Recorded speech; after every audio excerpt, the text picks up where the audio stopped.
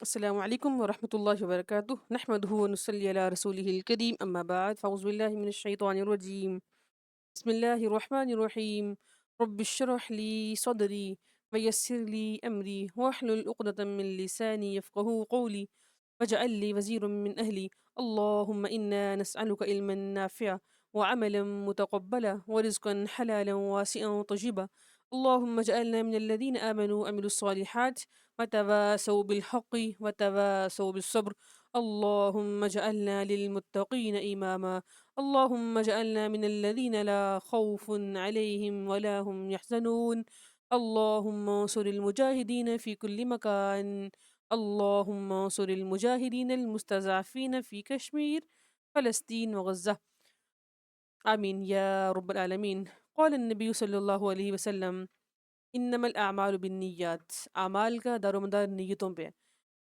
جیسی نیت ہوگی ویسا ہی عمل ہوگا۔ اسی طرح اللہ کے نبی نے ایک اور مقام پہ فرمایا خیرکم من تعلم القرآن وعلمہ۔ حدیث مبارکہ ہے کہ اللہ کے نبی نے فرمایا تم میں سے بہترین شخص وہ ہے جو قرآن سیکھتا اور سکھاتا ہے۔ تو رسول اکرم صلی اللہ علیہ وسلم نے قرآن سیکھنے اور سکھانے والوں کو مرحبا کہا، ویلکم کہا۔ مرحبا بوصیتی رسول اللہ صلی اللہ علیہ وسلم۔ میں بھی آپ سب کو اللہ کے نبی صلی اللہ علیہ وسلم کی جانب سے خوش آمدید کہنا چاہوں گی، مرحبا، ویلکم۔ اللہ کے نبی نے فرمایا تھا کہ میرے بعد جو لوگ بھی تمہارے پاس قرآن کریم کا علم حاصل کرنے کے لیے آئیں انہیں خوش آمدید کہنا، مرحبا کہنا۔ تو الحمدللہ آپ سب کتنے لکی لوگ ہیں، کتنے خوش قسمت ہیں کہ آپ کے ہاتھوں میں اللہ نے قرآن کو تھما دیا۔ اپنی اس خوش قسمتی پہ ناز کریں، ہاں ریاکاری نہیں کرنی، دکھلاوا نہیں کرنا، اللہ کا شکر ادا کرنا ہے، اللہ کا ذکر کرنا ہے، اللہ کا شکر ادا کرنا ہے، پھر وہ رب آپ کو بہت سی غنیمتوں سے مالا مال کر دے گا۔ اللہ کے نبی کیا فرماتے ہیں؟ اللہ تعالیٰ کو بہترین شخص وہ لگتا ہے جس کا وجود لوگوں کے لیے فائدہ مند ہو۔ احب الناس الی اللہ انفعہم للناس، کہ جو لوگوں کو فائدہ دیتا ہے، لوگوں کو نفع دیتا ہے۔ تو کیا میرا اور آپ کا وجود، میں آپ کو روزانہ ایک بات بتاتی ہوں، اس لیے بتاتی ہوں کہ کہیں آپ لوگ یہ بھول نہ جائیں کہ ہم بس اپنی زندگی بنانے کے لیے دنیا میں آئے نہیں، ہم اپنے لیے جینے نہیں آئے، ہم دوسروں کے کام آنے کے لیے آئے۔ اس دنیا میں ہم امتحان کی تیاری کرنے کے لیے آئے، نہ کہ صرف خود کھانا، خود پینا، خود پہننا، خود سونا، بس نہیں، ایسے تو جانور بھی کرتے ہیں۔ آپ کا وجود اگر تو دوسروں کے لیے فائدہ مند ہے، نفع بخش ہے، تو الحمدللہ آپ اللہ کے محبوب ترین شخص ہیں۔ لیکن اگر آپ کا وجود دوسروں کے لیے صرف اور صرف نقصان کا باعث ہے تو اپنی اصلاح کر لیجئے۔ قرآن کریم کی تعلیم سے بڑھ کے کوئی اور نیکی نہیں ہے، اس علم سے بڑھ کے اور کوئی علم نافع نہیں ہے۔ دنیا کے آپ جتنی مرضی ڈگریز لے لیں، جو مرضی آپ پڑھ لیں، جہاں مرضی آپ چلے جائیں، جس ملک میں آپ جا کے مرضی پڑھ لیں، جو مرضی ڈگری آپ لے لیں، لیکن اگر آپ نے قرآن نہیں پڑھا تو آپ نے کچھ بھی نہیں پڑھا۔ اس لیے میں آپ کو یہ دعوت دینا چاہوں گی کہ آپ قرآن خود بھی سیکھیں اور دوسروں کو بھی سکھائیں، دوسروں کو دعوت دیں۔ کیا آپ خود سیکھیں اور دوسروں کو نہیں سکھائیں گے؟ آئیے ہم سب مل جل کے دوسروں کو بھی سکھانے کی کوشش کرتے ہیں۔ اللہ سے دعا کرتی ہوں اللہ کریم مجھ سمیت ہم سب کو اپنے علم پہ عاملہ بنا دے، آمین۔ انشاءاللہ وعدہ کریں جو آج ہم سنیں گے، سیکھیں گے، آگے لوگوں کو پہنچائیں گے، اپنے گھر سے اس کا آغاز کریں گے انشاءاللہ۔ آج کی سورہ بڑی اہم ہے ہماری، اس میں ہم کئی واقعات دیکھیں گے، صحابیات، رسول اکرم صلی اللہ علیہ وسلم کی ازواج مطہرات، ہماری مائیں امہات المومنین، ان کے بارے میں ہم بہت کچھ پڑھیں گے، اور انشاءاللہ ہم بھی خواتین ہیں، وہ بھی خواتین تھیں۔ فرق یہ ہے کہ وہ باعزت اور عظیم الشان، کیا ہی مقدس خواتین تھیں۔ اور اللہ سے دعا کرتی ہوں کہ اللہ ہمیں بھی ان کے پاؤں کی دھول ہی بنا دے، ہمیں بھی ان کے نقش قدم پہ چلنے والا بنا دے، آمین یا رب العالمین۔ انشاءاللہ ہم سورہ احزاب پڑھ رہے ہیں۔ کل ہم نے سورہ احزاب شروع کر لی تھی، لیکن ہم نے سورہ احزاب کے شروع والے مضامین تھوڑے جلدی میں دیکھے تھے، کیونکہ ہم صبح کے ٹائم مارننگ سیشن میں سورہ احزاب کو ڈیٹیل میں پڑھ رہے ہیں۔ ابھی بھی ہم ان کو تھوڑا جلدی میں لے کے چلیں گے، لیکن میں آپ کو سورہ احزاب کا شروع سے موضوع بتانا چاہتی ہوں کہ سورہ احزاب کس دور میں نازل ہوئی اور اس کے سٹارٹنگ والے احکامات کیا ہیں۔ اللہ کے نبی صلی اللہ علیہ وسلم کا عمل، آپ کا اپنی ذات کو پیش کر دینا، کتنا بڑا ایک عملی نمونہ ہے۔ یعنی کوئی ایسا بھی ہوتا ہے کہ جو نبی اپنے آپ کو پیش کر دے تاکہ وہ جو جہالت ہے، رسومات ہیں، وہ ختم ہو جائیں، تو ایسے اللہ کے نبی نے بھی کیا۔ انشاءاللہ ہم تلاوت سنتے ہیں۔ سورہ احزاب ہے جو کہ مکی ہے۔ بسم الله الرحمن الرحيم ومن يقنت منكن لله ورسوله وتعمل صالحا نؤتيها أجرها مرتين وأعتدنا لها رزقا كريما يا نساء النبي لستن كأحد من النساء إن اتقيتن فلا تخضعن بالقول فيطمع الذي في قلبه مرض وقلن قولا معروفا وقرن في بيوتكن ولا تبرجن تبرج الجاهلية الأولى وأقمنا الصلاة وآتينا الزكاة وأطيعنا الله ورسوله إنما يريد الله ليذهب عنكم الرجس أهل البيت ويطهركم تطهيرا واذكرن ما يتلى في بيوتكن من آيات الله والحكمة إن الله كان لطيفا خبيرا. سورہ احزاب یہ جمع ہے گروہ، زیادہ گروہ. ہا اس کا روٹ ہے، یا میں آپ کو نوٹ کرواتی ہوں. ہا زا اور با. حزب الشیطان ہم بولتے ہیں نا، حزب حزب یہ اس کا واحد ہے. اور احزاب جمع ہے، حزب کہتے ہیں گروہ کو، گروہ اس کا مطلب ہے زیادہ گروہ. سورہ احزاب جو کہ ہم نے کل شروع کی تھی، سورہ احزاب مکی ہے. اس صورت کے آغاز میں ہی سٹارٹ میں جو کہ ہم نے کل پڑھ لیا تھا، اللہ کے نبی کو اللہ نے اپنا تقوی، آپ کو خطاب یہ کیا کہ اے نبی صلی اللہ علیہ وسلم. اس میں اللہ کے نبی صلی اللہ علیہ وسلم کی تکریم مقصود ہے، آپ کو عزت سے بلانا مقصود ہے، کیونکہ قرآن کریم میں دوسرے انبیاء کو ان کے ناموں کے ساتھ اللہ نے ہمیشہ مخاطب کیا، جیسے یا آدم، یا نوح، یا ابراہیم، یا عیسیٰ، یا عیسیٰ بن مریم. لیکن آپ کو یا ایھا النبی، یا رسول کہہ کے مخاطب کیا. سبحان اللہ. اس صورت میں اللہ نے آپ کو 5 مرتبہ 5 جگہ پر یا ایھا النبی کہہ کے مخاطب کیا ہے. وہ آیتیں انشاءاللہ ہم آگے دیکھتے ہیں. یہ صورت کب نازل ہوئی؟ یہ صورت سن 5 ہجری کے آخر میں غزوہ احزاب کے زمانے میں نازل ہوئی. یہ وقت رسول اکرم صلی اللہ علیہ وسلم اور مسلمانوں کے لیے بے حد مشکل ترین اور آزمائش کا وقت تھا، کیونکہ قریش، غطفان اور حزیل اور پورے کے پورے عرب کے جو مشرکین ہیں وہ مل کر اسلام کو مٹانے کے لیے آخری کوشش تک کرنے کے لیے تیار تھے. یعنی وہ بڑھتے جا رہے تھے کہ ہم اسلام کو مٹا دیں. اسی زمانے میں اللہ کے نبی صلی اللہ علیہ وسلم کو زمانہ جاہلیت کی کچھ ایسی رسومات کو توڑنے کا حکم ہوا جو اس وقت سب لوگوں کے ہاں بڑی پائے کی تھیں. یعنی لوگ ان کے اوپر بڑا عمل کرتے تھے. مثال کے طور پر ہم نے سٹارٹ میں کل پڑھا تھا، مثلا بیوی کو ماں کہہ دیا جائے. یعنی غلطی سے اگر کوئی مرد اپنی بیوی کو یہ کہہ دے کہ تو میری ماں ہے، تو وہ اس کے لیے ویسی ہی ہو جائے گی. نعوذ باللہ. اس کو ایسا نہیں، اسے زہار بولتے ہیں، زہار. یعنی اگر غلطی سے اس نے کہہ دیا تو اس کا ازالہ ہے. تو ماں ہی کی طرح اس کو حرام سمجھنا. اسی طرح ایک اور رسم تھی کہ منہ بولے بیٹے کو اپنا حقیقی بیٹے کا مقام دینا، اسے وراثت میں حصے دار بنانا.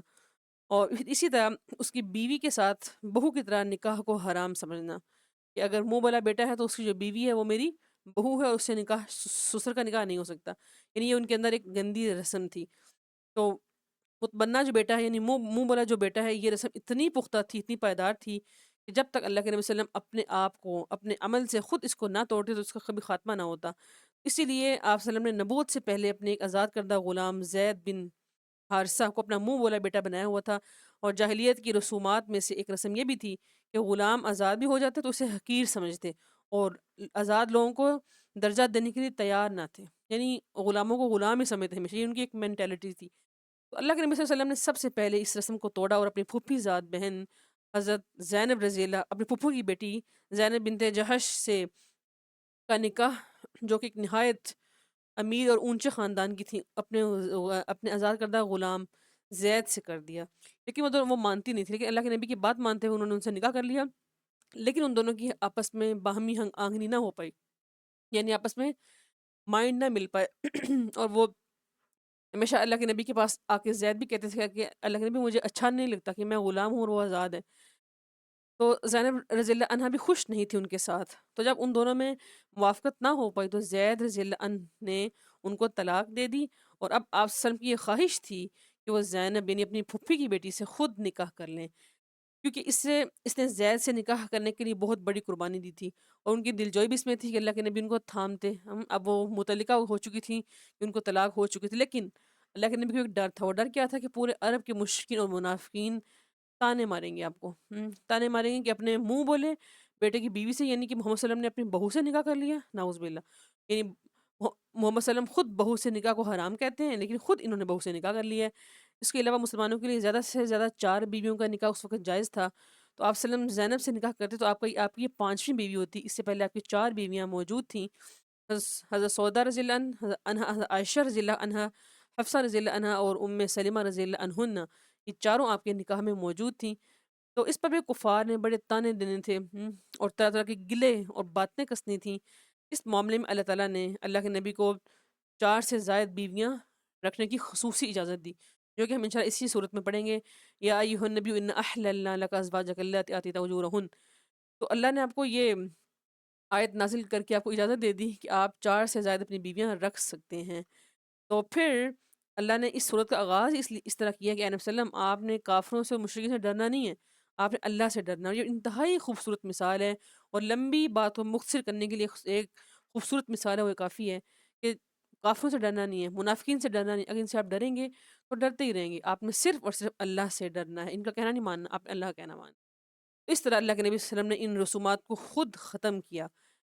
تو یہ چیزیں ہو گئیں۔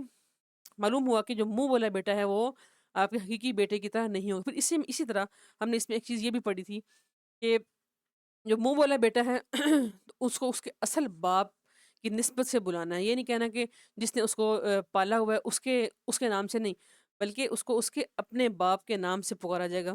جیسے زید رضی اللہ عنہ کو زید بن محمد کہنے کی بجائے زید بن حارثہ کہا جائے گا۔ تو کچھ لوگ وہاں پہ زید بن محمد بھی کہتے تھے، لیکن اللہ تعالیٰ نے کیا فرمایا، نہیں، اس کا جو پہلا باپ ہے اگر تو تم جانتے ہو کہ وہ کون تھا، یعنی اس کا نام جانتے ہو، پھر تو تم ان کو اسی نام سے پکارو، لیکن اگر تم نام جانتے نہیں ہو پھر تھوڑی بہت گنجائش ملتی ہے۔ اللہ کے نبی نے کیا فرمایا، جس شخص نے اپنے باپ کی غیر کی طرف نسبت کی اور وہ جانتا ہو کہ اس کا باپ نہیں ہے تو اس پہ جنت حرام ہے۔ ابو ہریرہ فرماتے ہیں اللہ کے نبی نے فرمایا، اپنے باپوں سے بے رغبتی مت کرو، جس نے اپنے باپ سے بے رغبتی کی تو اس نے کفر کیا۔ یعنی پتہ ہے کہ میرا باپ کون ہے، اس کے باوجود بھی باپ کا نام استعمال نہ کرنا، کسی اور کا نام استعمال کرنا، ایسا بھی ہوتا ہے۔ اس معاشرے میں یہ کچھ بھی تھا، تو اللہ کے نبی نے فرمایا یہ حرام ہے، اس نے یہ غلط کام، بہت انتہائی غلط کام کیا۔ پھر اس سورہ میں ہم نے اگلا اصول کیا پڑھا کہ اللہ کے نبی صلی اللہ علیہ وسلم ہر مومن کے لیے اس کی ذات سے، اس کی جان مال، ہر اولاد بیوی بچے کاروبار، ہر ایک سے زیادہ محبوب ترین اور حقدار کون ہے، اللہ کے نبی، یعنی سب سے زیادہ حق ہماری ذات پر اللہ کے نبی صلی اللہ علیہ وسلم کا ہے، یعنی ہم ان سے اب سب سے زیادہ محبت کریں تو ہم پھر ایمان کے کچھ نہ کچھ دعوے دار کہلانے کے قابل ہو پائیں گے، وگرنہ ہمارا ایمان کوئی کام نہیں ہے۔ اللہ کے نبی نے کیا فرمایا، اس ذات کی قسم جس کے ہاتھ میں میری جان ہے، تم میں سے کوئی شخص اس وقت تک مومن نہیں ہو سکتا جب تک کہ وہ اپنے والد اور اپنی اولاد اور اپنی تمام تر چیزوں، پورے خاندان سے زیادہ مجھے محبوب نہ سمجھے۔ تو ایک دفعہ عمر رضی اللہ عنہ نے فرمایا، اللہ کے نبی، آپ مجھے میری جان کے سوا ہر چیز سے زیادہ محبوب ہیں۔ تو آپ نے فرمایا، نہیں عمر، تو ذات کی قسم جس کے ہاتھ میں میری جان ہے، جب تک میں تیرے لیے تیری جان سے بھی زیادہ محبوب نہ بن جاؤں گا۔ تو عمر رضی اللہ عنہ نے اسی وقت کہا کہ اللہ کے نبی، آپ مجھے میری جان سے بھی زیادہ محبوب ہیں، سبحان اللہ۔ اب صلی اللہ علیہ وسلم نے فرمایا، اے عمر، اب اصل بات ہے نا، اب تم سچے مومن بن گئے ہو، سبحان اللہ۔ اس لیے ہمیں اپنی اولادوں سے محبت ایک حد تک کریں، لیکن اللہ کے نبی کی محبت ان سب کے اوپر افضل ہے، اللہ کے نبی زیادہ حقدار ہیں کہ ہم ان سے سب سے زیادہ محبت کریں۔ اسی طرح ہم نے اس میں ایک اصول یہ دیکھا کہ اللہ کے نبی کسی کے باپ نہیں ہیں، آپ اللہ کے نبی ہیں، آخری رسول ہیں، خاتم النبیین ہیں، اور آپ کی جو بیویاں ہیں وہ ہماری امہات المومنین ہیں، ہماری مائیں ہیں، ان سے کوئی بھی مومن نکاح نہیں کر سکتا اللہ کے نبی صلی اللہ علیہ وسلم کے فوت ہونے کے بعد بھی۔ کچھ یہ چیزیں ہم نے اس میں دیکھی۔ اس کے بعد ہم نے اس میں غزوہ بدر کے بارے میں کل دیکھا تھا کہ اللہ تعالیٰ نے غزوہ بدر میں مسلمانوں کی مدد کی، اور کس طرح ان کی فرشتوں سے مدد کروائی، اور وہ ان کو کامیابی سے ہمکنار کیا۔ پھر آخر میں ہم نے 21 پارے کے آخر میں سورہ احزاب میں ہم نے یہ چیز دیکھی تھی، اللہ کے نبی صلی اللہ علیہ وسلم کی بیویوں کی ایک چاہت اور اللہ کی ایک چاہت، اللہ کے نبی کی بیویاں جو اللہ کے نبی کے گھرانے میں تھیں، اور کتنے کتنے دن ہوتے تھے کچھ کھائے پیے بغیر ہی ان کی زندگی گزرے، سبحان اللہ۔ آج ہمارے گھروں میں کتنا کچھ پکا ہوتا ہے، اس کے باوجود بھی ہمیں صبر نہیں آتا، اور ہمیں لگتا ہے کہ اگر ہمارے دسترخوان پہ 10 20 ڈشیں نہ ہوں گی تو ہماری افطاری ہوئی نہیں ہے، طرح طرح کی نت نئی ڈشیں ہوں گی تو ہی ہماری افطاری ہو پائے گی، لیکن وہ گھرانہ کیسا ہے۔ عائشہ رضی اللہ عنہا بیان نہ کرتی ہیں کہ کتنے کتنے دن ہمارے گھر میں چولہا نہیں تھا جلتا، اور ہم صرف 2 سیاہ چیزوں پہ گزارا کرتے تھے، کھجور اور پانی پہ۔ آج ہمارے پاس کیا کھجوروں کی کتنی قسمیں ہیں، نت نئی کھجور ہے ہمارے پاس اور نت نئے پانی ہے۔ وہ کیا ٹائم تھا جب کھجور اور پانی اگر میسر ہوتے تو وہ شخص کتنا اپنے آپ کو امیر کہلاتا تھا۔ آج ہم کہاں پہنچ گئے۔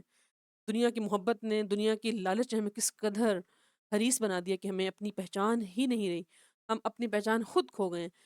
تو 21 پارے کے آخر میں ہم نے یہ دیکھا تھا کہ اللہ تعالیٰ فرماتے ہیں، اے نبی اپنی بیویوں سے کہہ دیجئے کہ اگر آپ کو دنیا کی زندگی پسند ہے اور اس کی زینت، تو آپ ان کو سامان دے دیں اور ان کو آپ رخصت کر دیجئے۔ یعنی اللہ کے نبی صلی اللہ علیہ وسلم ہمیشہ دنیا پر آخرت کو ترجیح دیتے اور اپنے مال غنیمت میں سے خمس کا اختیار رکھنے کے باوجود بھی سب کچھ ضرورت مندوں میں ہی خرچ کرتے تھے۔ لیکن آپ صلی اللہ علیہ وسلم کے گھر میں بہت تنگی تھی۔ عائشہ رضی اللہ عنہا فرماتی ہیں کہ محمد صلی اللہ علیہ وسلم کے گھر والوں نے جب سے آپ صلی اللہ علیہ وسلم مدینہ میں آئے 3 دن لگاتار گندم کا کھانا نہیں کھایا، یعنی گندم کی روٹی ہم نے نہیں کھائی پیٹ بھر کے، یہاں تک کہ آپ صلی اللہ علیہ وسلم فوت ہو گئے۔ تو عائشہ رضی اللہ عنہا نے بیان کیا کہ محمد صلی اللہ علیہ وسلم کے گھر والوں نے کسی دن بھی 2 دفعہ کھانا نہیں کھایا۔ آج ہمارے گھروں میں 4 4 3 3 کھانے اور 2 2 ہم وہ سنیک ٹائم کرتے ہیں، مگر ان میں سے ایک دفعہ صرف کھجور ہوتی تھی۔ عائشہ رضی اللہ عنہا نے اپنے بھانجے عروہ سے کہا، بھانجے ہم چاند دیکھتے تھے 2 مہینوں میں 3 چاند، اس حال میں کہ اللہ کے نبی صلی اللہ علیہ وسلم کے گھر میں آگ نہیں جلتی تھی۔ میں نے کہا پھر تمہیں پھر تمہیں کیا چیز زندہ رکھتی تھی؟ کہا 2 سیاہ چیزیں، کھجور اور پانی۔ مگر اللہ کے نبی صلی اللہ علیہ وسلم کے انصار میں سے کچھ پڑوسی تھے جن کے پاس دودھ والے جانور تھے، وہ اپنے گھروں سے کچھ دودھ اللہ کے نبی کو بطور تحفہ دیتے تو آپ ہمیں وہ پلا دیا کرتے تھے۔ یہ تھا میرے اور آپ کے نبی کے گھرانہ، یہ تھا ہمارا امہات المومنین کے گھر، اس امت کے آخری نبی کے گھر۔ ان کے گھر میں کھانا نہیں پکتا تھا۔ ذرا سوچیں ہم کہاں رہ گئے؟ کیا ہم میں سے کوئی ایک بھی انسان ہے میں اگر آپ سے سوال کروں گا کیا آپ میں سے کوئی ایک انسان بھی ایسا ہے جس نے آج بغیر روٹی کے سحری کی ہو؟ نہیں، کوئی بھی نہیں ایسا ہوگا۔ اس نے کچھ نہ کچھ اچھا کھا کے ہی روزہ رکھا ہوگا۔ اگر نہ کھا کے، اگر اس کو روٹی میسر نہ بھی ہوئی تو اس نے کہیں نہ کہیں سے لے کھائی ہوگی، لیکن وہ محمد صلی اللہ علیہ وسلم گھرانا کس قدر فقر میں مبتلا ہے۔ اگر اللہ چاہتے، یہاں پہ سوال بڑا اہم ہے، اللہ کے آپ محبوب ترین نبی ہیں کہ اللہ چاہتے تو آپ کو مالدار نہیں کر سکتے تھے؟ کر سکتے تھے نا، ایک منٹ میں اللہ نے کن کہنا تھا تو آپ صلی اللہ علیہ وسلم کتنے امیر ہو جاتے، آپ کو کتنے کتنے بڑے گھر مل جاتے۔ لیکن اللہ کے نزدیک یہ دنیا مری ہوئی بھیڑ کے بچے کے برابر بھی نہیں ہے، مری ہوئی بکری کے بچے کے برابر بھی نہیں ہے، کوئی قیمت ہے ہی نہیں، صرف لہو ہے اور لعب ہے، کھیل تماشا، 4 دن کی زندگی ہے پھر اندھیری رات ہے۔ اس لیے اللہ نے اپنے نبی کے گھرانے کو وہ اصول دیا کہ آپ سب کے لیے آئیڈیل ہیں، آپ رول ماڈل ہیں۔ اگر آپ یہ کام نہیں کریں گے تو باقی لوگ نہیں کریں گے آپ کو دیکھ۔ اس لیے آپ اتنی قربانیاں سہتے تھے اپنی امت کے لیے، آج امت کہاں کھڑی ہو گئی، آج ہم کہاں چلے گئے؟ وہ صحابیات جو کتنا اللہ کے نبی کے ساتھ مطلب اللہ کے نبی کے گھر میں رہ رہی ہیں، کوئی مطالبہ کرتی ہی نہیں ہے، تھوڑا سا بس انہوں نے مطالبہ کیا ہے کہ اللہ کے نبی آپ کے پاس مال ہے ہمیں بھی دے دیں۔ اللہ کو یہ بات پسند نہ آئی کہ تم نے میرے نبی کو چھوڑ کے مال کو ترجیح دی۔ آج ہم بھی خواتین ہیں، ان کے نقش قدم پہ ہمیں چلنے کی بڑی ضرورت ہے۔ اگر ہم نہ چلیں گی تو ہمارے گھر تباہ و برباد ہو سکتے ہیں۔ ابن عباس فرماتے ہیں کہ اللہ کے نبی صلی اللہ علیہ وسلم کئی راتیں خالی پیٹ گزارتے تھے اور آپ صلی اللہ علیہ وسلم کے گھر والوں کو شام کا کھانا نہیں ملتا تھا۔ عائشہ رضی اللہ عنہا نے آپ صلی اللہ علیہ وسلم کے بستر کے متعلق بتایا، اللہ کے نبی کا بستر چمڑے کا تھا جس میں کھجور کی چھال بھری ہوئی تھی۔ لطف یہ ہے کہ اللہ کے نبی اس پہ بڑے ہی خوش ہو کے سویا کرتے تھے۔ آپ نے اللہ سے یہ مانگ کر لیا تھا، یہ بستر مانگ کے لیا تھا۔ آج ہمارے پاس نت نئی بیڈ شیٹس اور نت نئی رضائیاں اور بلینکٹس ہوتے ہیں، کتنے نرم گرم گدے ہوتے ہیں ہمارے پاس، اس کے باوجود بھی ہمیں ان پہ نیند نہیں آتی چین کی۔ کیسے نیند آئے گی؟ ہماری راتیں ویسی ہیں ہی نہیں جیسے اللہ کے نبی نے ہمیں تلقین کی تھی اپنی راتوں کو ویسا گزارنے کی۔ وہ اللہ کا نبی، کتنا محبوب ترین نبی، ہمارا آئیڈیل، ہمارے لیے مشعل راہ، ہمارے لیے اسوہ نمونہ، اسوہ حسنہ، ان کا بستر چمڑے کا وہ مانگ کے لیے بڑے خوش ہیں کہ مجھے اللہ نے یہ بستر نصیب کیا جس میں کھجور کی چھال بری ہوئی تھی۔ اللہ کے نبی کتنے خوش تھے، وہ ہریرہ فرماتے ہیں کہ اللہ کے نبی نے فرمایا، اے اللہ آل محمد کا رزق گزارے کے برابر کر دے، یعنی بس اتنا دے دیں ہمیں جتنا ہمارا گزارا ہو جائے۔ اور آج ہم دعائیں مانگتے ہیں تو کتنی کتنے لمبے رزق کی دعائیں مانگتے ہیں۔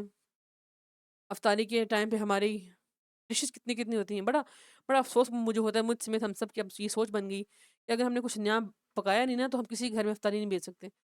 مگر نا کچھ پہلے یہ ٹرینڈ تھا کہ آپ نے کچھ بھی نہیں تھا بنایا ہوتا نا تو آپ صرف کھجور نہ بھیجتے تھے کسی اور کے گھر میں، لیکن آج اپنے نیبرز میں افطاری کی نیت سے، لیکن آج لوگ یہ سمجھتے ہیں جب تک میں نے کچھ اچھا پکایا نہ ہوگا، میں نے کوئی ڈشیں پکائی نہیں ہوگی تب تک میں افطاری بھیج ہی نہیں سکتا۔ تو اسی چکر کے اندر اب آپ نیبرز میں افطاری کروانے کا رواج ختم ہو گیا، یعنی اب ہم اپنے اپنے گھروں میں اس قدر قید ہو کے رہ گئے ہیں، میں اور آپ لوگ شہروں میں رہتے ہوئے کہ کہ ہمیں پتہ ہی نہیں کہ ہمارے نیبر میں سے کسی نے روزہ رکھا یا نہیں رکھا، یا ان کے پاس کچھ کھانے کے لیے ہے کہ نہیں ہے۔ تو جب ہم وجہ پوچھتے ہیں تو آگے سے یہ وجہ کہ ہم نے کچھ نیا بنایا نہیں ہے، تو جو ہے وہ کہتے نہیں ہے، وہ تو ہر ایک کے پاس ہوتی ہے، یعنی یہ ہم عذر تلاش کرتے ہیں۔ اس لیے ایسا نہیں کرنا، بلکہ کچھ بھی مہیا ہو افطاری کروائیں اور ثواب اللہ سے لیں۔ انس رضی اللہ عنہ بیان فرماتے ہیں اللہ کے نبی نے فرمایا، اے اللہ مجھے مسکین ہونے کی حالت میں زندہ رکھنا، مسکین ہونے کی حالت میں مجھے موت دینا، اور مسکینوں کی جماعت سے مجھے اٹھانا۔ عائشہ رضی اللہ عنہا نے پوچھا، یا اللہ کے نبی، اللہ کے رسول، آپ ایسا کیوں کہتے ہیں؟ آپ نے فرمایا وہ جنت میں اپنے اغنیا سے، یعنی اپنے غنی لوگوں سے 40 سال پہلے جائیں گے۔ اس لیے میں اللہ سے مسکینی کی زندگی مانگتا ہوں، اور آج ہم امیری کی زندگی مانگتے ہیں۔ اللہ کے نبی کی امت ہونے کے ناطے ہم کس قدر ظلم کرتے ہیں اپنے اوپر۔ ہم کہتے ہیں اللہ مجھے امیر کر دے، مجھے اگر ایک گاڑی دی ہے تو مجھے 10 گاڑیاں اور دے دے، مجھے چھوٹا گھر دیا، مجھے بڑا گھر دیا۔ آپ نے کبھی سوچا اللہ کے نبی کی ازواج کے گھر کتنے چھوٹے تھے، حجرے بس اتنے تھے جتنے ایٹ اے ٹائم 2 لوگ اس میں پورے آتے تھے، یعنی ایک اگر نماز پڑھتا اور ایک کے لیے آگے سامنے لیٹنے کی گنجائش ہوتی تھی، بس اتنا سا گھر تھا۔ کیوں؟ انہوں نے اللہ کی جنتوں میں جا کے رہنا تھا۔ آج ہم دنیا میں اس قدر مست ہو گئے، دھت ہو گئے کہ ہمیں سب کچھ بھول گیا کہ ہم کس نبی کی امتی ہیں۔ اب یہ اللہ کے نبی کے گرانے کے ہم کچھ حالات تھے۔ اب وہاں پر کچھ بنو قریظہ کے اموال اور دوسری فتوحات کے نتیجے میں کچھ مال مسلمانوں کے پاس آیا، تو ان کی کچھ حالت بہتر ہوگی۔ تو انصار اور مہاجرین کی عورتوں کو دیکھ کے اللہ کے نبی کی بیویوں نے بھی تھوڑا مطالبہ کر دیا کہ اللہ کے نبی، آپ ہر ایک کو اتنا دے رہے ہیں، ہمارے گھر میں کچھ بھی نہیں ہے، ہمیں بھی تھوڑا بہت دے دیں، ہمارا کچھ نان نفقہ بڑھا دیں۔ اللہ کے نبی کسی صورت میں یہ کرنے کے لیے تیار نہیں تھے۔ بیویوں کے اصرار پر آپ کو بڑا سخت رنج اور صدمہ پہنچا، یعنی بس بیویوں نے اتنا مطالبہ کیا کہ اللہ کے نبی ہمیں بھی کچھ دے دیں۔ تو آپ وسلم کو یہ بات بڑی بری لگی۔ آپ نے قسم کھائی کہ میں 1 ماہ تک تمہارے پاس نہیں آؤں گا۔ اسے ایلا کہتے ہیں، یعنی بیوی سے الگ رہنا۔ تو اس پہ یہ آیتیں نازل ہوئی جو کہ ہم نے سورہ البقرہ میں پڑھی تھی۔ پھر جابر بن عبداللہ فرماتے ہیں کہ ابو بکر رضی اللہ عنہ اللہ کے نبی کے پاس حاضر ہونے کی اجازت لینے کے لیے آئے، تو دیکھا کہ لوگ آپ کے پاس بھائی دروازے پہ بیٹھے ہوئے ہیں، ان میں سے کسی کو اجازت نہیں ملی۔ تو ابو بکر صدیق کو آپ نے اجازت دے دی کہ وہ اندر آ گئے، اور عمر رضی اللہ عنہ نے اجازت لے لی، وہ بھی اندر آ گئے۔ انہوں نے دیکھا کہ اللہ کے نبی کے پاس ان کی بیویاں بیٹھی ہوئی ہیں آپ کے ارد گرد، اور آپ وسلم بڑے غمگین ہیں اور خاموش ہیں۔ حضرت عائشہ رضی اللہ عنہا ابو بکر کی بیٹی ہیں، اور حفصہ رضی اللہ عنہا عمر فاروق کی بیٹی ہیں، اس لیے ان دونوں کو اندر آنے کی اجازت مل گئی۔ یہ یعنی اللہ کے نبی کے سسر بھی تھے، سبحان اللہ۔ تو فرماتے ہیں کہ میں نے کہا کہ میں ضرور کوئی ایسی بات کروں گا جس سے اللہ کے نبی ہنس پڑیں گے، یعنی وہ کہتے ہیں کہ اللہ کے نبی خاموش تھے، غصے میں تھے، تو میں نے یہ بات کہی۔ چنانچہ وہ کہنے لگے اللہ کے نبی، کبھی آپ خارجہ کی بیوی یعنی خارجہ کی بیٹی یعنی میری بیوی کو دیکھتے؟ اس نے مجھ سے خرچہ مانگا تو میں نے اٹھ کر اس کی گردن دبا دی۔ اللہ کے نبی ہنس پڑے اور فرمانے لگے، یہ میرے ارد گرد بیٹھی ہیں نا میری بیویاں، جیسا کہ تم دیکھ رہے ہو یہ مجھ سے خرچہ مانگتی ہیں۔ تو ابو بکر رضی اللہ عنہ عائشہ رضی اللہ عنہ کی گردن دبانے کے لیے کھڑے ہوئے، یعنی باپ کہنے لگے تمہاری مجال کہ تم نے اللہ کے نبی کو تنگ کیا یہ کہہ کے، اور عمر فاروق حفصہ رضی اللہ عنہا کی گردن دبانے کے لیے اٹھے۔ دونوں کہہ رہے تھے کہ تم اللہ کے نبی سے وہ مانگتی ہو جو آپ کے پاس نہیں ہے۔ وہ دونوں کہنے لگی اللہ کی قسم ہم کبھی بھی اللہ کے نبی سے وہ چیز نہیں مانگتی جو آپ کے پاس نہیں ہے۔ پھر آپ صلی اللہ علیہ وسلم ان سے 1 ماہ یا 29 دن الگ رہے، تب یہ آیت نازل ہوئی۔ دیکھیں وہ باپ کس طرح اپنے بیٹیوں کی تربیت کرتے ہیں۔ سوچئے صرف ایک مطالبہ تھا، مطالبہ پورا بھی نہیں ہوا، اللہ کے نبی کی ناراضی اور اللہ کی یہ آیتیں نازل کر دینا کہ آپ اپنی بیویوں سے کہہ دیجئے کہ ان کو دنیا پسند ہے تو آپ ان کو مال دے دلا کے رخصت کر دیجئے۔ پھر کیا ہوا جب یہ آیت نازل ہوئی تو کہ اپنی بیویوں سے کہہ دیجئے کہ اگر تمہیں دنیا پسند ہے تو اللہ کے نبی تمہیں رخصت کر دیں گے، تمہیں کچھ دے دلا کے۔ تو عائشہ رضی اللہ عنہا فرماتی ہیں کہ اللہ کے نبی نے مجھے کہا کہ میں تم سے ایک بات کہتا ہوں اور کوئی حرض نہیں کہ تم جلدی جواب نہ دو بلکہ اپنے ماں باپ سے مشورہ کر لو۔ عائشہ رضی اللہ عنہا نے کہا میں خوب جانتی تھی کہ میرے ماں باپ مجھے کبھی بھی آپ سے جدا ہونے کی رائے نہیں دیں گے۔ یہاں رک کے سوچیں، آج اگر بیٹی اپنے ہسبینڈ کی شکایت ماں باپ سے لگاتی ہے نا تو ماں باپ کہتے ہیں اس کی مجال کس نے ہماری بیٹی کو کچھ کہا، کل ہم آئیں گے تمہارے بھائیوں کے ساتھ ہم تمہیں گھر لے جائیں گے، گھر ہم بستے نہیں دیتے۔ لیکن عائشہ رضی اللہ عنہا فرماتی ہیں کہ میرے ماں باپ نے کبھی بھی یہ نہیں کہنا تھا کہ تم اللہ کے نبی کے خلاف جاؤ۔ تو میں نے کہا اللہ کے نبی میں اس متعلق اپنے ماں باپ سے مشورہ کروں؟ میں تو اللہ اور اللہ کے رسول کو اور آخرت کے گھر کو چاہتی ہوں۔ پھر آپ صلی اللہ علیہ وسلم نے اپنی باقی بیویوں کو بھی اختیار دیا، انہوں نے بھی وہی بات کہی جو عائشہ رضی اللہ عنہا نے کہی تھی۔ یہ تھی ازواج مطہرات، ہماری امہات المومنین، ہماری مائیں جن کے نقش قدم پہ چلنے کی آج ہمیں بڑی ضرورت ہے۔ ہم خواتین کو آج ہم اتنی ناشکری ہو گئی، ہم اپنے شوہر سے لمبی لمبی لسٹوں کا مطالبہ کرتی ہیں، ہم ان کو اتنا تنگ کرتی ہیں، مجھے یہ چاہیے، تو ہم لمبی لمبی ڈیمانڈس کرتی ہیں، مطالبے کرتی ہیں جو بیچارہ پورا نہیں کر سکتے۔ پھر گھر خراب ہوتے ہیں، رشتے خراب ہوتے ہیں، بات طلاق تک پہنچتی ہے، بچے خراب ہوتے ہیں، معاشرہ گندا بنتا ہے، پرامن نہیں رہتا۔ اس لیے شکر گزار بیوی اللہ کی بہت بڑی نعمت ہے۔ آج کے بعد اپنے شوہر سے بس اس چیز کا مطالبہ کیجیے جو آپ کو وہ دے سکتا ہے، تاکہ کم از کم ہم ان امہات المومنین کے نقش قدم پر چلنے کے قابل ہو پائیں، جنہوں نے اللہ کے نبی سے آپ کی استطاعت سے زیادہ مطالبہ نہیں کیا تھا، بس ایک چھوٹا سا مطالبہ، لیکن وہ بھی اللہ کو پسند نہ آیا۔ عائشہ رضی اللہ عنہ فرماتی ہیں ہمیں اللہ کے نبی نے اختیار دیا تھا، ہم نے اللہ اور اس کے رسول کو پسند کر لیا، تو آپ وسلم نے ہم میں کچھ اور شمار نہیں کیا۔ اس سے معلوم ہوتا ہے کہ اختیار دینے کے بعد بیوی خاوند کے پاس رہنا پسند کرے تو اسے کوئی طلاق واقع نہیں ہوگی۔ تو معلوم کیا ہوا، کیا سیکھا ہم نے اس بات سے کہ ہم نے اپنی امہات المومنین کے نقش قدم پر چلتے ہوئے انشاءاللہ بیجا مطالبات نہیں کرنے، ہاں جائز ضرورتیں پوری کرنی ہیں، وہ شوہر کو بھی کرنی چاہیے، لیکن بیجا مطالبات نہیں کرنے۔ اگر دیکھا جائے نا، تو آج ہم تو کچھ ایسا کر ہی نہیں سکتے، ہم تو زندگی گزار ہی نہیں سکتے، ہمارا تو غریب سے بھی غریب تر ہے شخص جو اس طرح کی زندگی گزارتا ہوں، جیسے کہ اللہ کے نبی کے گھرانے کی زندگی تھی، لیکن وہاں پر دین تھا، اللہ تھا۔ آج ہمارے گھروں میں اللہ نہیں ہے، ہم نے اللہ کو جگہ نہیں دی ہوئی، ہم نے اللہ کو نکال دیا ہوا ہے، نعوذ باللہ استغفر اللہ۔ اسی لیے ہمارے رشتے بہت برے ہیں، سٹونگ نہیں ہے۔ پھر 21 پارے کی آخری آیت میں اللہ تعالیٰ اپنے نبی کی بیویوں سے کہتے ہیں کہ اگر تم نے کوئی بے حیائی کی، غلطی والا کام کیا، برا کام کیا، معاذ اللہ ایسا کبھی تھا ہی نہیں، یہ اندیشہ تھا ہی نہیں کہ اللہ کے نبی کی کوئی بھی بیوی ایسا کام کرے گی، لیکن پھر بھی اللہ نے تنبیہاً یہ بات کہی، کرو گی تو تمہیں عذاب بھی دوگنا ملے گا، کیونکہ تمہارا جتنا اونچا تمہارا رتبہ ہے، مرتبہ ہے، اتنا ہی تمہیں سزا بھی زیادہ ملے گی اگر تم نے کوئی ایسا کام کیا تو۔ یہ اللہ تعالیٰ اس طریقے سے اپنے نبی صلی اللہ علیہ وسلم کی بیویوں کو خطاب کرتے ہوئے نظر آتے ہیں۔ یہ ہم نے 21ویں پارے کا اختتام کیا تھا کل ان والی آیات پہ۔ آج انشاءاللہ ہم 22ویں پارے کا سٹارٹ کرتے ہیں انہی آیات سے۔ اللہ کے نبی کو کی ازواج کو مخاطب ہوتے ہوئے اللہ فرماتے ہیں آیت نمبر 31 میں، وَمَن يَقْنُتْ مِنكُنَّ لِلَّهِ وَرَسُولِهِ وَتَعْمَلْ صَالِحًا نُؤْتِيهَا أَجْرَهَا مرتين وَأَعْتَدْنَا لَهَا رِزْقًا كَرِيمًا۔ اور جو کوئی تم میں سے اللہ کے نبی کی بیویوں، جو بھی تم میں سے اللہ اور اس کے رسول کی فرمانبرداری کرے گی، نیک عمل کرے گی، ہم اسے اس کا ڈبل ڈبل اجر دیں گے، اور ہم نے اس کے لیے باعزت رزق تیار کر رکھا ہے جنت الفردوس میں، سبحان اللہ، ڈرے گی۔ ومن یقنت، اور جو کوئی تم میں سے فرما برداری کرنا، ہم ڈبل ڈبل اجر ہم نے آپ کے لیے تیار کر رکھا ہے، یعنی ازواج مطہرات رضی اللہ عنہن کا درجہ اعلیٰ علیین میں ہے کہ اگر آپ نیک عمل کریں گی، جیسے پیچھے ہم نے پڑھا نا پیچھے آیت میں کہ اگر آپ کوئی برا کام کرو گی تو بھی تمہیں ڈبل ڈبل ملے گا، کیونکہ تمہارا رتبہ ہے، تمہارا رتبہ اتنا بلند ہے۔ ایسے اگر تم نیک کام کرو گی تو تمہیں ڈبل ٹرپل اللہ دیں گے، تمہارا مقام اعلیٰ علیین میں ہوگا۔ یعنی اللہ کے نبی کی بیویوں میں سے کوئی بھی ایسی نہیں ہے کہ جو اللہ کے نبی کی اطاعت نہ کرتی ہو، اللہ کی اطاعت نہ کرتی ہو، وتعمل صالحا، اور اچھے عمل کرے۔ یہ اللہ تعالیٰ مخاطب انہیں کر رہے ہیں، لیکن حکم ہمیں بھی ہو رہا ہے، ہمیں ہو رہا ہے کہ اللہ کے نبی کی بیویوں سے تو یہ چیز مقصود تھی ہی نہیں، مطلوب تھی ہی نہیں کہ وہ اللہ کے نبی یا اللہ کی بات نہ مانتی۔ ہم ایسی ہیں نا، آج ہم ایسی ہیں جو اللہ اور اللہ کے نبی کی بات نہیں مانتی، لیکن اللہ نے مخاطب انہیں کیا اور خطاب ہم سے بھی ہے کہ اگر عام عورتیں بھی ایسا کرو گی تو تمہارا انجام بہت برا ہوگا، اور ہم نے اگر اچھا کام کرو گی تو ہم نے تمہارے لیے ہم نے رزق کریم، باعزت رزق تیار کر رکھا، اور باعزت رزق کیا ہے؟ اونچا درجہ جو اللہ کے نبی کی بیویوں کو امہات المومنین کو ملے گا جنت الفردوس کی صورت میں، یا ارحم الراحمین، یا اعلیٰ علیین، یا ہمارے پروردگار رب العالمین ہم سب کو بھی جنت الفردوس کا وہ اعلیٰ علیین والا رتبہ نصیب کر دیجئے، ہمارا شمار بھی ان لوگوں میں کر دیجئے جنہیں آپ پکاریں اور آپ کہیں کہ آج میرے سائے کے نیچے آ جاؤ جس دن کوئی سایہ اور نہیں ہوگا۔ اللہ سے دعا کریں اللہ ہمیں بھی وہ سایہ، وہ جنت نصیب کر دے، آمین۔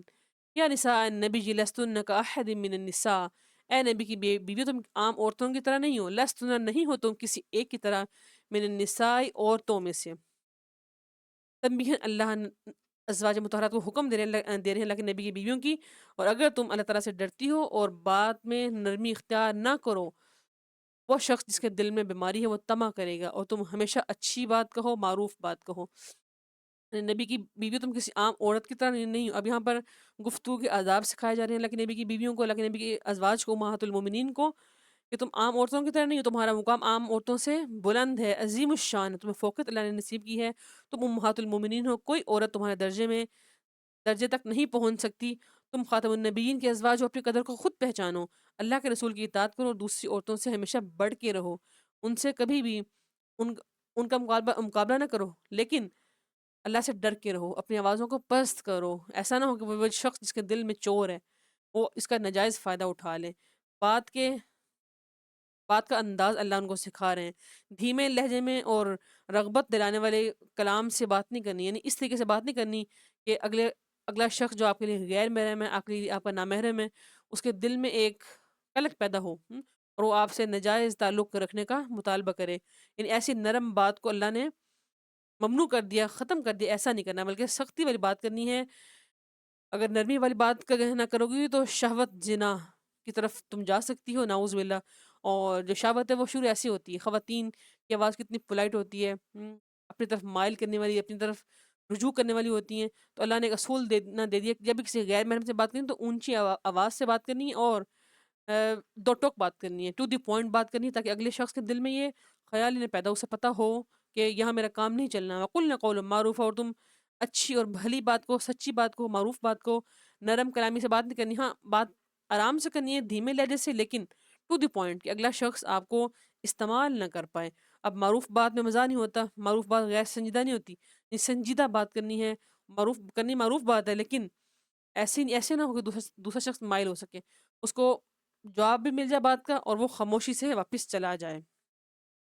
آگے دیکھتے ہیں، وقرن فی بیوتکن، اللہ اپنے نبی کی بیویوں کو، امہات المومنین کو فرماتے ہیں، اور تم اپنے گھروں میں ٹکی رہو، اور تم زمانہ جاہلیت کی طرح بناؤ سنگار نہ کرو، نماز قائم کرو، زکوٰۃ ادا کرو، اللہ کے اور اس کے رسول کی اطاعت کرو، یقین اللہ تعالیٰ نے تم سے اہل بیت سے کے ساتھ اللہ تعالیٰ گندگی کا ارادہ نہیں رکھتے، اور اہل بیت کو اللہ پاک کرتے ہیں، اور طاہرکم، اس نے تمہیں پاک کیا ہے، تطہیرہ پاک کرنا۔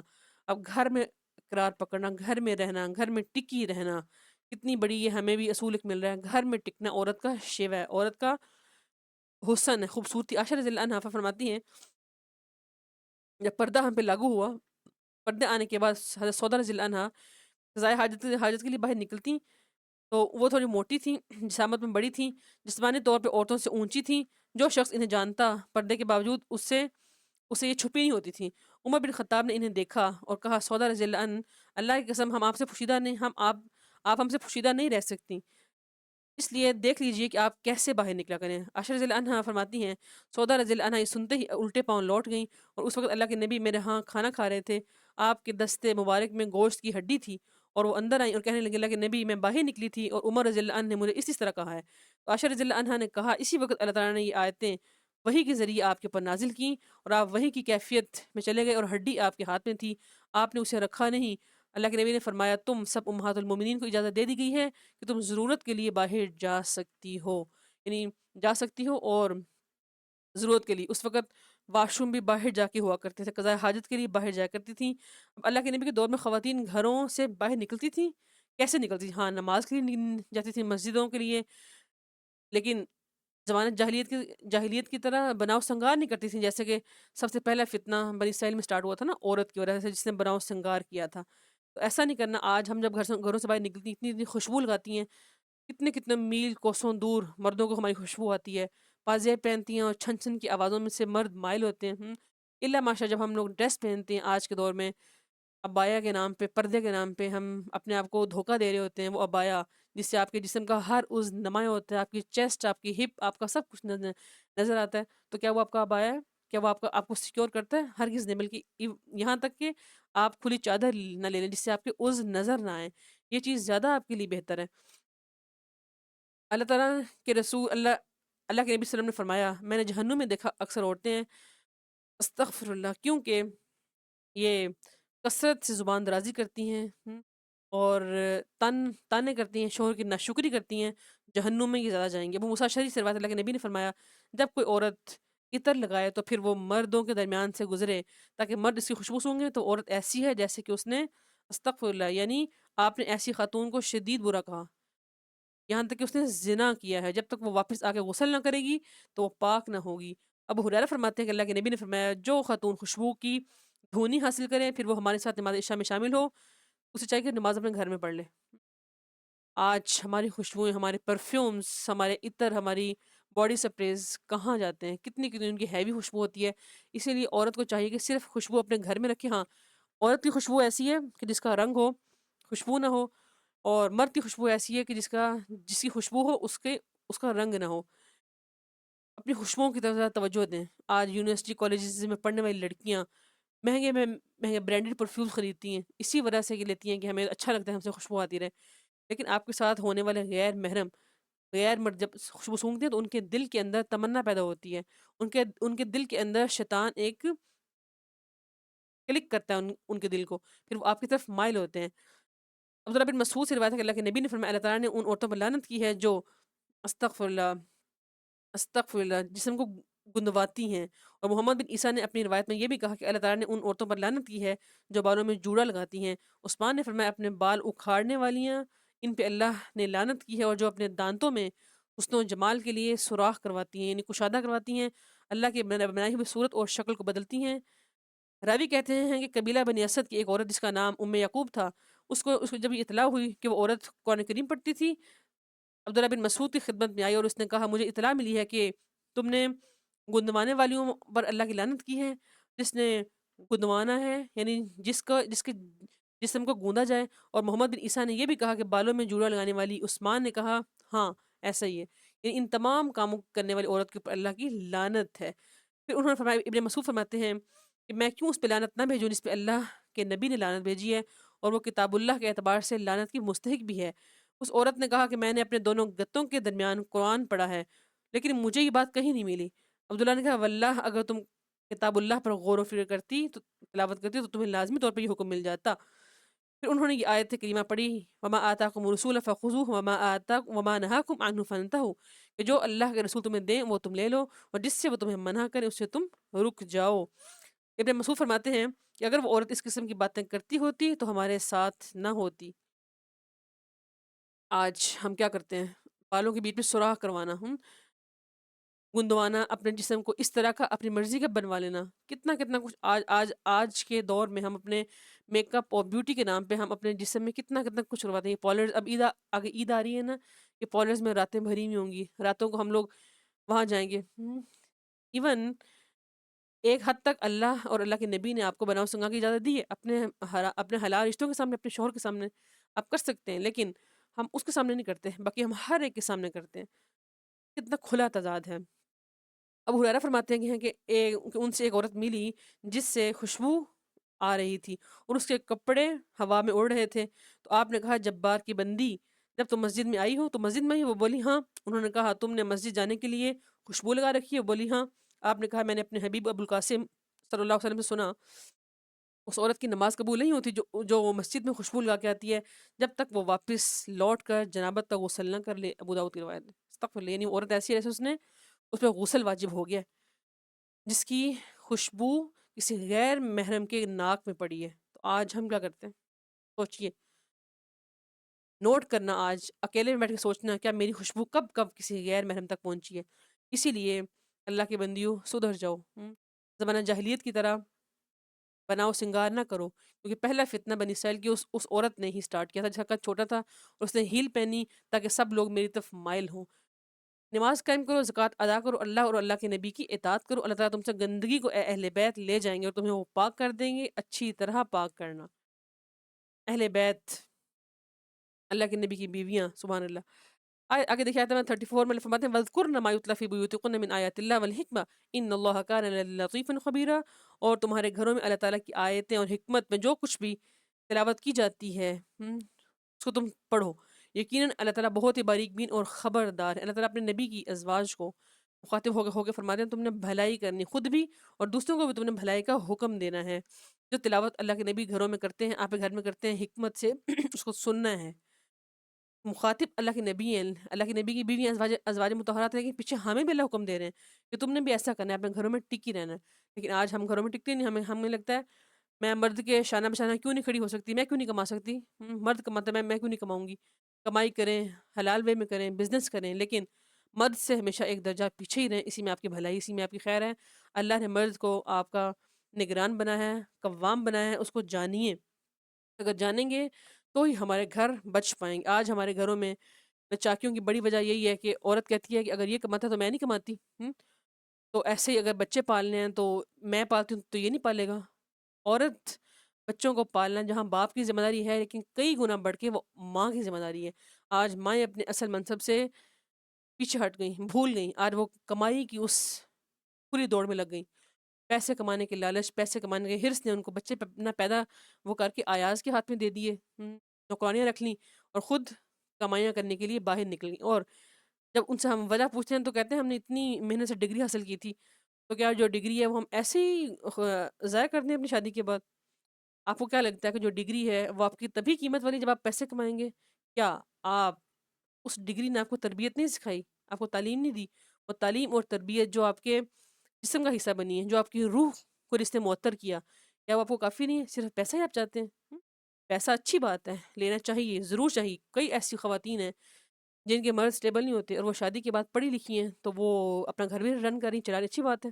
اپنے مرد کا بازو بنی ہوئی ہیں، گاڑی کے دو پہیے بنے ہوئے ہیں، دونوں مل کے کماتے ہیں، اچھی بات ہے۔ لیکن اس کا مطلب یہ ہرگز نہیں کہ آپ کے اپنے بچے خراب ہو رہے ہیں اور آپ دوسروں کے لیے کام کو، دوسروں کے آپ نوکر بنے ہوئے ہیں۔ اپنے بچے آپ نے کسی دوسرے نوکر کے ہاتھ میں دیے ہوئے ہیں۔ آج ایسا ہی ہے، آپ جہاں جا کے مرضی نہ دیکھ لیں، ماں جو ہے وہ نوکری کے لیے باہر گئی ہوئی ہے اور اپنے جو بچے ہیں وہ نوکروں کے ہاتھوں میں دیے ہوئے ہیں۔ تو کیا فائدہ آپ کو؟ اب کتنے کتنے نوافل کا آپ کو ثواب ملے گا؟ آپ کا بچہ تو خراب ہو گیا۔ آپ دوسروں کی اور پیسے کمانے کی اس حرص میں مبتلا ہو گئے۔ وہ تھا نا کہ کسی جو بچہ تھا ایک، اس کے باپ نے کہا نا تم مجھ سے مانگو، کیا مانگ تو اس کو یہ تھا کہ بیٹا کچھ کوئی گفٹ مانگے گا، لیکن اس بچے نے اینڈ پہ کہا مجھے اپنا ٹائم دے دیجیے۔ یعنی آج ماں باپ کے پاس ٹائم ہی نہیں ہے کہ وہ بچوں کو ٹائم دے پائیں۔ اس لیے اللہ فرماتے ہیں گھروں میں ٹکی رہو اور اپنی اصل منصب، اصل ڈیوٹی سے کبھی بھی پیچھے نہ ہٹو۔ عائشہ رضی اللہ عنہا سے سب سے زیادہ احادیث روایت ہے، اللہ کے نبی صلی اللہ علیہ وسلم کی احادیث سب سے زیادہ، جیسے ابو ہریرہ رضی اللہ عنہ سب سے زیادہ حدیثوں کے راوی ہیں، ایسے عائشہ رضی اللہ عنہا بھی۔ اللہ کے نبی کے بعد عائشہ رضی اللہ عنہا نے 48 سال بیوی کی حالت میں زندگی گزاری۔ اس زمانے میں ان کی زندگی صرف اور صرف مقصد ان کی زندگی کا کیا تھا؟ قرآن اور حدیث کی تعلیم تھا۔ سبحان اللہ۔ آگے اللہ فرماتے ہیں ان المسلمین والمسلمات، آیت نمبر 35 میں، یقین مسلمان مرد اور مسلمان عورتیں، مومن مرد مومن عورتیں، سچ بولنے والے مرد سچ بولنے والی عورتیں، صبر کرنے والے مرد صبر کرنے والی عورتیں، والخواشین والخواشیات، اور اللہ سے ڈرنے والے مرد، خشوع خضوع کرنے والے مرد اور خشوع خضوع کرنے والی عورتیں، صدقہ کرنے والے مرد عورتیں، روزہ رکھنے والے مرد عورتیں، اور اپنی شرمگاہوں کی حفاظت کرنے والے مرد اور عورتیں، اللہ کا بہت ذکر کرنے والے مرد اور عورتیں۔ ایسے سب مردوں اور عورتوں کے اللہ نے بہت ہی اجر عظیم جنت الفردوس کی صورت میں تیار کر رکھا۔ سبحان اللہ۔ اللہم اجعلنا منہم، اللہ سے دعا کہ اللہ ہمیں بھی ایسا اجر، ایسے اجر کا مستحق بنا دیں۔ ہم بھی کم از کم مسلمان تو ہوں، مومن ہوں، کم از کم حقیقی معنوں میں سچے روزے رکھنے والے تو بن جائیں اور اپنی شرمگاہوں کی حفاظت کرنے والے بن جائیں۔ آمین یا رب العالمین۔ آیت نمبر 36 میں ایک بڑا اہم اصول اللہ ڈسکس کر رہے ہیں، وما كان لمؤمن ولا مؤمنة اذا قضى الله ورسوله امرا ان يكون لهم الخيار من امرهم ومن يعص الله ورسوله فقد ضل ضلالا بعيدا۔ اور کسی بھی مومن مرد اور مومن عورت کو یہ بات زیب نہیں دیتی جب اللہ ان کے لیے کوئی فیصلہ کرتے ہیں، اللہ اور اس کے رسول کو فیصلہ کرتے ہیں، تو وہ یہ کہے کہ میری اپنی مرضی ہے، یعنی میں اپنی مرضی سے ہی کام کرتا ہوں، اور جو کہ اللہ اور اس کے رسول کی نافرمانی کرتا ہے، اللہ نے اس کے لیے سخت عذاب تیار کر رکھا ہے، اللہ نے اس کو یہ سخت گمراہی میں مبتلا کرنا ہے۔ اب اللہ اور اللہ کے رسول کے فیصلے کے بعد کوئی مومن یہ اختیار رکھتا ہی نہیں ہے، کوئی اختیار باقی بچتا ہی نہیں کہ وہ یہ کہے کہ میں نے اپنی مرضی کرنی ہے۔ یقین مانے آج ہم اتنا کچھ پڑھنے کے بعد کہتے ہیں میرا جسم میری مرضی، میں اپنی مرضی سے کام کروں گا، پڑھ لیا بس، میں نے علم حاصل کر لیا، میں سیکھوں گا ہر جگہ سے، لیکن کروں گا وہ جو میری اپنی مرضی ہوگی۔ میری مرضی کیا ہوتی ہے؟ میری مرضی کوئی نہیں ہے۔ اس دنیا میں رہتے ہوئے اللہ کی مرضی چلے گی، میرے بدن کے اوپر، میرے روح کے اوپر، میری ہر چیز پہ اللہ کی مرضی، میری کوئی مرضی نہیں ہے۔ تو اللہ فرماتا ہے کسی مومن اور مرد اور عورت کو یہ لائق ہی نہیں، زیب ہی نہیں دیتا کہ وہ اللہ کا حکم آنے کے بعد یہ کہے کہ میری مرضی ہے، ایسا نہیں ہو سکتا۔ ان کو حتمی فیصلہ ماننا پڑے گا اللہ اور اللہ کے نبی کا۔ کوئی مرد اور مومن مرد اور مومن عورت کو اللہ مخاطب ہو کے فرماتے ہیں، یعنی اگر ہم ایسا نہ کریں گے تو اس کا مطلب ہے کہ ہم مومن نہیں ہیں۔ اس لیے اللہ اور اللہ کے نبی کے فیصلہ آنے کے بعد اپنی رائے کو پیچھے کر دیں۔ ابن عباس فرماتے ہیں کہ اللہ کے نے رسول اکرم صلی اللہ علیہ وسلم زید بن حارثہ کا پیغام لے کے زینب بنت جہش کے پاس تشریف لے گئے اور انہیں زید کا پیغام دیا، اور زینب رضی اللہ عنہا نے کہا میں تو اس سے نکاح نہیں کرتی۔ فرمایا کیوں؟ انہی سے نکاح پر راضی ہو جاؤ۔ بولی اچھا میں سوچوں گی۔ یہ بات حضرت زینب رضی اللہ عنہا کے بارے میں نازل ہوئی تھی جب انہوں نے اس غلام سے نکاح کرنا تھا جو کہ اللہ کے نبی کا منہ بولا بیٹا تھا، زید بن حارثہ۔ تو انہوں نے کہا میں سوچوں گی۔ ابھی دونوں میں گفتگو ہو ہی رہی تھی تو اللہ تعالیٰ نے یہ آیتیں نازل کر دی۔ بولی اے اللہ کے رسول کیا آپ صلی اللہ علیہ وسلم اس سے نکاح پر راضی ہیں؟ فرمایا بے شک۔ کہنے لگیں تب تو اللہ تعالیٰ اور اس کے رسول کی بات نہ ٹلوں گی۔ یعنی انہوں نے پوچھا اللہ کے نبی آپ راضی ہیں؟ یعنی آپ کی میں پھوپھی زاد بہن ہوں، آپ راضی ہیں کہ میں ایک غلام سے نکاح کروں؟ آپ نے کہا ہاں، اللہ نے کہا ہے، اللہ کا فیصلہ۔ کتنے اللہ حلیم ہیں اور بردبار ہیں۔ ہم پیچھے پڑھ کے آئے ہیں نا کہ اللہ نے اس معاشرے میں، عرب کے اس معاشرے میں اس رسم کو ختم کرنا تھا، تو اس لیے اللہ نے یہ پوری ایک پلاننگ کی۔ اللہ کی پلاننگ تھی، ہیپی اینڈنگ۔ ہر قصے کی ہیپی اینڈنگ اللہ ہمیشہ کرتے ہیں۔ اللہ سے دعا کہ اللہ ہم سب کی بھی کہانیوں کی، ہم سب کی سٹوریوں کی بھی ہیپی اینڈنگ کر دے، ہم سب کی بھی تکلیفوں کی، مصائب کی ہیپی اینڈنگ کر دے، آمین یا رب العالمین۔ تو زینب کہنے لگی اللہ کے نبی آپ راضی ہیں اس بات پہ؟ آپ نے فرمایا ہاں میں راضی ہوں۔ تو تب انہوں نے کہا میں اللہ اور اللہ کے نبی کی بات کبھی نہیں ٹالوں گی، میں بھی راضی ہوں۔ ایک روایت میں ہے کہ زینب رضی اللہ عنہا نے زید سے آر کی اور کہا میں نسب کے لحاظ سے زید سے بہتر ہوں اور اس کی مزاج میں تیزی تھی۔ ظاہر سی بات ہے وہ ایک اعلیٰ خاندان کی تھیں، جیتی مطلب کھاتی پیتے گھر سے تھیں، اور جو زید ہیں وہ غلام تھے۔ تو دل میں تو آتا ہے نا کہ ہم کیسے رہیں گے آپس میں، لیکن اللہ کے نبی اور اللہ کی بات ماننے کے بعد انہوں نے فوراً کہہ دیا کہ نہیں، میں جو اللہ کہیں گے، جو اللہ کے نبی کہیں گے، میں وہ کروں گی۔ پھر اس طرح ان دونوں کا آپس میں نکاح ہو گیا تھا۔ پھر جب نکاح ہوا، آپس میں نچاکیاں ہوئیں، بن نہ پائی، دونوں کا آپس میں مائنڈ مل نہ پایا، تو زینب رضی اللہ عنہا اللہ کے نبی کو ہمیشہ کہتی تھی، اور جو زید تھے ان کو اندر سے یہ چیز چبھتی تھی کہ وہ آزاد ہے اور میں غلام ہوں۔ محبت بہت تھی، زید بہت محبت ان سے کرتے تھے، لیکن ان کی محبت میں کمی تھی۔ تو وہ کہتے ہیں اللہ کے نبی وہ آزاد ہے۔ ایسے کرتے کرتے پھر اللہ نے وہ پلاننگ کی، تو زید رضی اللہ عنہ سے حضرت زینب کو طلاق دلوا دی۔ آیت نمبر 37 میں اب ذرا معلوم ہوا، ذرا سوچیں کہ جو طلاق ہے وہ مرد کا اختیار ہے، یعنی سلوشن، یہ اللہ نے سلوشن دیا، یعنی آپس میں جب بن نہ پائے تو طلاق ایک سلوشن ہے۔ یہ نہیں کہا کہ نہیں تم نے گھٹ گھٹ کے مرنا ہے، تم نے جینا نہیں، اللہ کی ایک پلاننگ تھی، اس پلاننگ کے تحت یہ نکاح ہوا تھا۔ آیت نمبر 37 بڑی اہم آیت ہے، وَإِذْ تَقُولُ لِلَّذِي أَنْعَمَ اللَّهُ عَلَيْهِ وَأَنْعَمْتَ عَلَيْهِ أَمْسِكْ عَلَيْكَ زَوْجَكَ وَاتَّقِ اللَّهَ وَتُخْفِي فِي نَفْسِكَ۔ اور جب آپ اس شخص کے بارے میں کہہ رہے تھے جس پر اللہ تعالیٰ نے انعام کیا تھا اور جس پر آپ نے احسان کیا تھا کہ اپنی بیوی کو اپنے پاس روکے رکھو، اللہ سے ڈر جاؤ، اور آپ اپنے دل میں بات وہ چھپائے ہوئے تھے جس کو اللہ ظاہر کرنے والے تھے، لیکن آپ لوگوں سے ڈرتے تھے، جب حالانکہ اللہ زیادہ حقدار ہے۔ اور جب زید نے ان سے اپنی حاجت کو پورا کر لیا تو ہم نے اس کی شادی، یعنی ہم نے زینب کی شادی آپ سے کروا دی تاکہ مومنین پر کوئی حرج نہ باقی رہے کہ اپنے منہ بلے بیٹوں کی بیویوں سے وہ نکاح نہیں کر سکتے جب وہ اپنی حاجت کو پورا کر لیں۔ اور اللہ تعالیٰ پر یہ کام بڑا ہی آسان ہے، اللہ یہ کام کر کے رہنے والے ہیں، سبحان اللہ۔ زید بن حارثہ اللہ کے نبی غلام تھے اور آپ نے ان کو اپنا منہ بولا بیٹا بنایا ہوا تھا، اس لیے ان کو زید بن محمد کہہ کے بھی پکارا جاتا تھا۔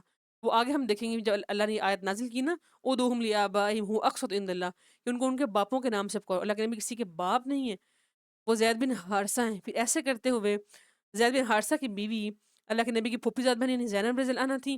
آپ کو وحی کے ذریعے بتایا گیا تھا، جب نکاح ہو گیا اس کے بعد پھر اس طرح کر کے طلاق ہوئی تو پھر اللہ کے نبی صلی اللہ علیہ وسلم نے کا نکاح زینب رضی اللہ عنہا سے ہو گیا تھا۔ اللہ اس کو ظاہر کرنے والے تھے، لیکن اللہ کے نبی کو ڈر تھا کہ لوگ کیا کہیں گے، جیسے آج ہمیں ڈر ہوتا ہے نا۔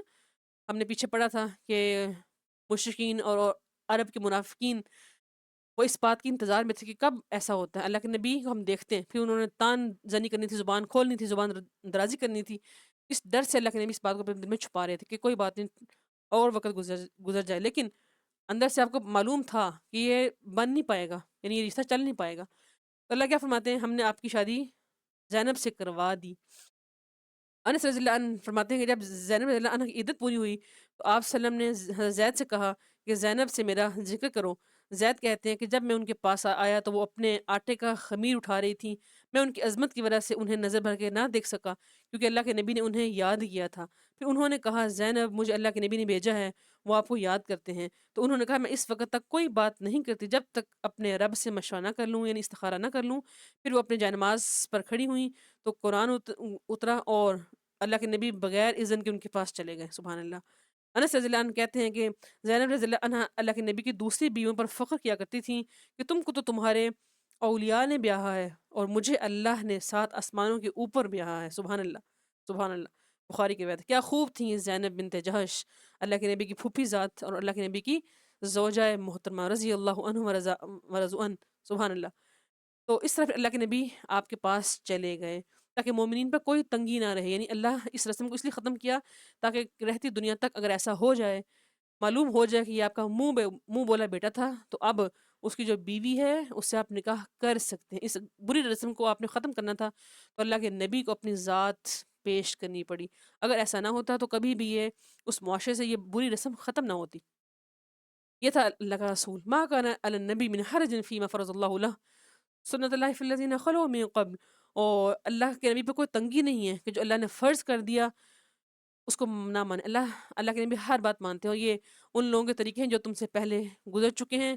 وہ لوگ یبلغون رسالت اللہ، اور وہ لوگ جو اللہ کے پیغام کو پہنچاتے ہیں اور اسے ڈرتے ہیں، اور نہیں وہ ڈرتے احدا الا اللہ، کسی ایک سے اللہ کی طرح، یعنی اللہ سے ڈرنا ہے، صرف اللہ سے ڈرنا ہے، کسی اور انسان سے نہیں ڈرنا، اللہ کے سوا کسی سے ڈرتے نہیں ہیں، اور اللہ حساب لینے والا کافی ہے۔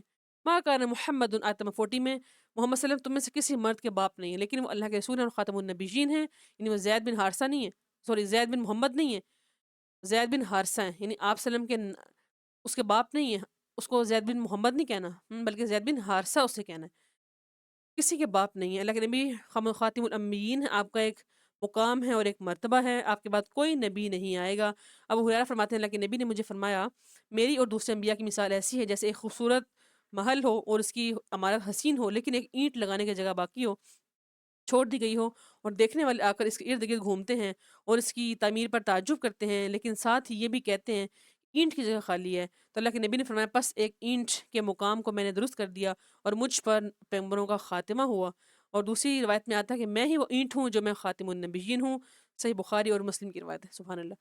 جبیر بن مطعم رضی اللہ عنہ کا بیان ہے کہ اللہ کے وہ فرماتے ہیں میں نے خود سنا اللہ کے نبی فرمائے تھے، میرے بہت سے نام ہیں، میں محمد ہوں، میں احمد ہوں، میں ماہی ہوں، اللہ تعالیٰ میرے ذریعے سے کفر کو مٹائیں گے، اور میں حاشر ہوں، لوگوں کا حشر میرے قدموں پر ہوگا، اور میں عاقب ہوں، سب سے پیچھے آنے والا، میرے بعد کوئی نبی نہیں آئے گا، صحیح مسلم کی روایت ہے، سبحان اللہ۔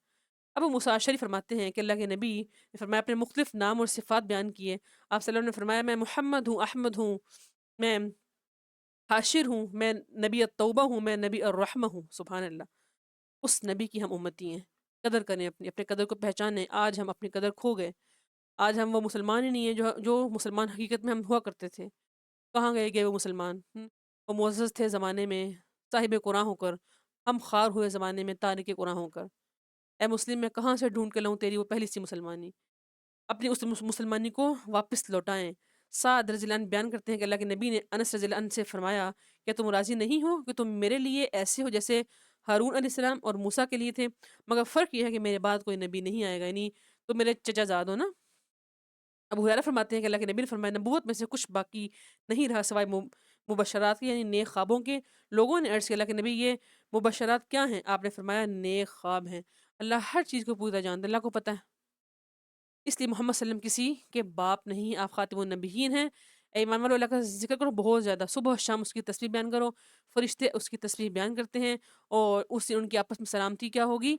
سلام سلام، یہ آپس میں تحفہ دیں گے، اور اللہ نے ان کے لیے بہت بڑا اجر تیار کر رکھا ہے۔ اے نبی صلی اللہ علیہ وسلم، ہم نے آپ کو ڈرانے والا، گواہی دینے والا اور خوشخبری دینے والا بنا کر بھیجا ہے، آپ کو ہم نے سراج منیر بنایا ہے، سبحان اللہ۔ ولا تطع الکافرین والمنافقین، اور آپ کافروں اور منافقین کا کہا نہ مانیے، آپ ان کو چھوڑ دیجئے، اللہ پر توکل کیجئے، ایک بڑا اہم اصول ہے، اور کافی ہیں اللہ تعالیٰ کارساز، اللہ آپ کو کارساز کہیں گے، اللہ آپ کو ان سے نجات دیں گے۔ آیت نمبر 49 میں اللہ فرماتے ہیں یا ایھا الذین آمنوا اذا نکحتم المؤمنات ثم طلقتموهن من قبل ان تمسوهن، عورتوں سے جب تم نے نکاح کرنا ہے پھر تم نے ان کو اس سے پہلے کہ تم ان کو طلاق دے دو اور تم نے ان کو چھوا نہ ہو، یعنی ابھی تم نے کوئی ان سے تعلق، کوئی مباشرت نہیں کی، تو پہلے ہی تم نے ان کو چھوڑ دیا تو ان پہ کوئی عدت نہیں ہے جس کو تم شمار کرتے ہو، یعنی تم ان کو کچھ سامان دے کے ان کو رخصت کر دو، اچھے طریقے سے رخصت کرنا ہے۔ معلوم ہوا کہ صحبت سے پہلے طلاق پر عدت نہیں ہے، یعنی ابھی صحبت نہیں کی تو طلاق مل جاتی ہے، تو پھر کوئی عدت نہیں ہوگی، دے دلا کے کچھ رخصت کر دینا زیادہ بہتر ہے۔ آیت نمبر 50 میں اللہ تعالیٰ اپنے نبی کو مخاطب ہو کے فرماتے ہیں اے نبی صلی اللہ علیہ وسلم ان احللنا لک ازواجک اللاتی آتیت اجورہن، یعنی آپ کو 4 سے زائد شادیوں کی اجازت ہے، سبحان اللہ۔ ہم نے آپ کو آپ کے چچا کی بیٹیاں، آپ کی خالاؤں، پھوپھیوں، مامیوں کی بیٹیاں آپ کے لیے ہم نے حلال کر دی ہیں، اور وہ عورت جو آپ کے اوپر اپنی جان ہبہ کرتی ہے، یا آپ جس سے خود نکاح کرنا چاہتے ہیں، یا جنہوں نے آپ کے ساتھ ہجرت کی ہے، یہ خالصتاً ایمان والوں کے علاوہ آپ کے لیے، خالصتاً اللہ کی آپ کے لیے بس ہے۔ ہر مرد جو ہے مومن مرد، اس کو اللہ نے 4 شادیوں کی اجازت دی ہے، وہ بھی کب؟ اگر آپ انصاف کر سکو تو۔ اللہ کے نبی کتنے انصاف کرنے والے تھے نا، آپ نے ہر بیوی کا ایک ایک دن مقرر کیا ہوا تھا، یعنی عائشہ رضی اللہ عنہا کی باری، آج حفصہ کی ہے، آج سودا کی ہے، وغیرہ وغیرہ۔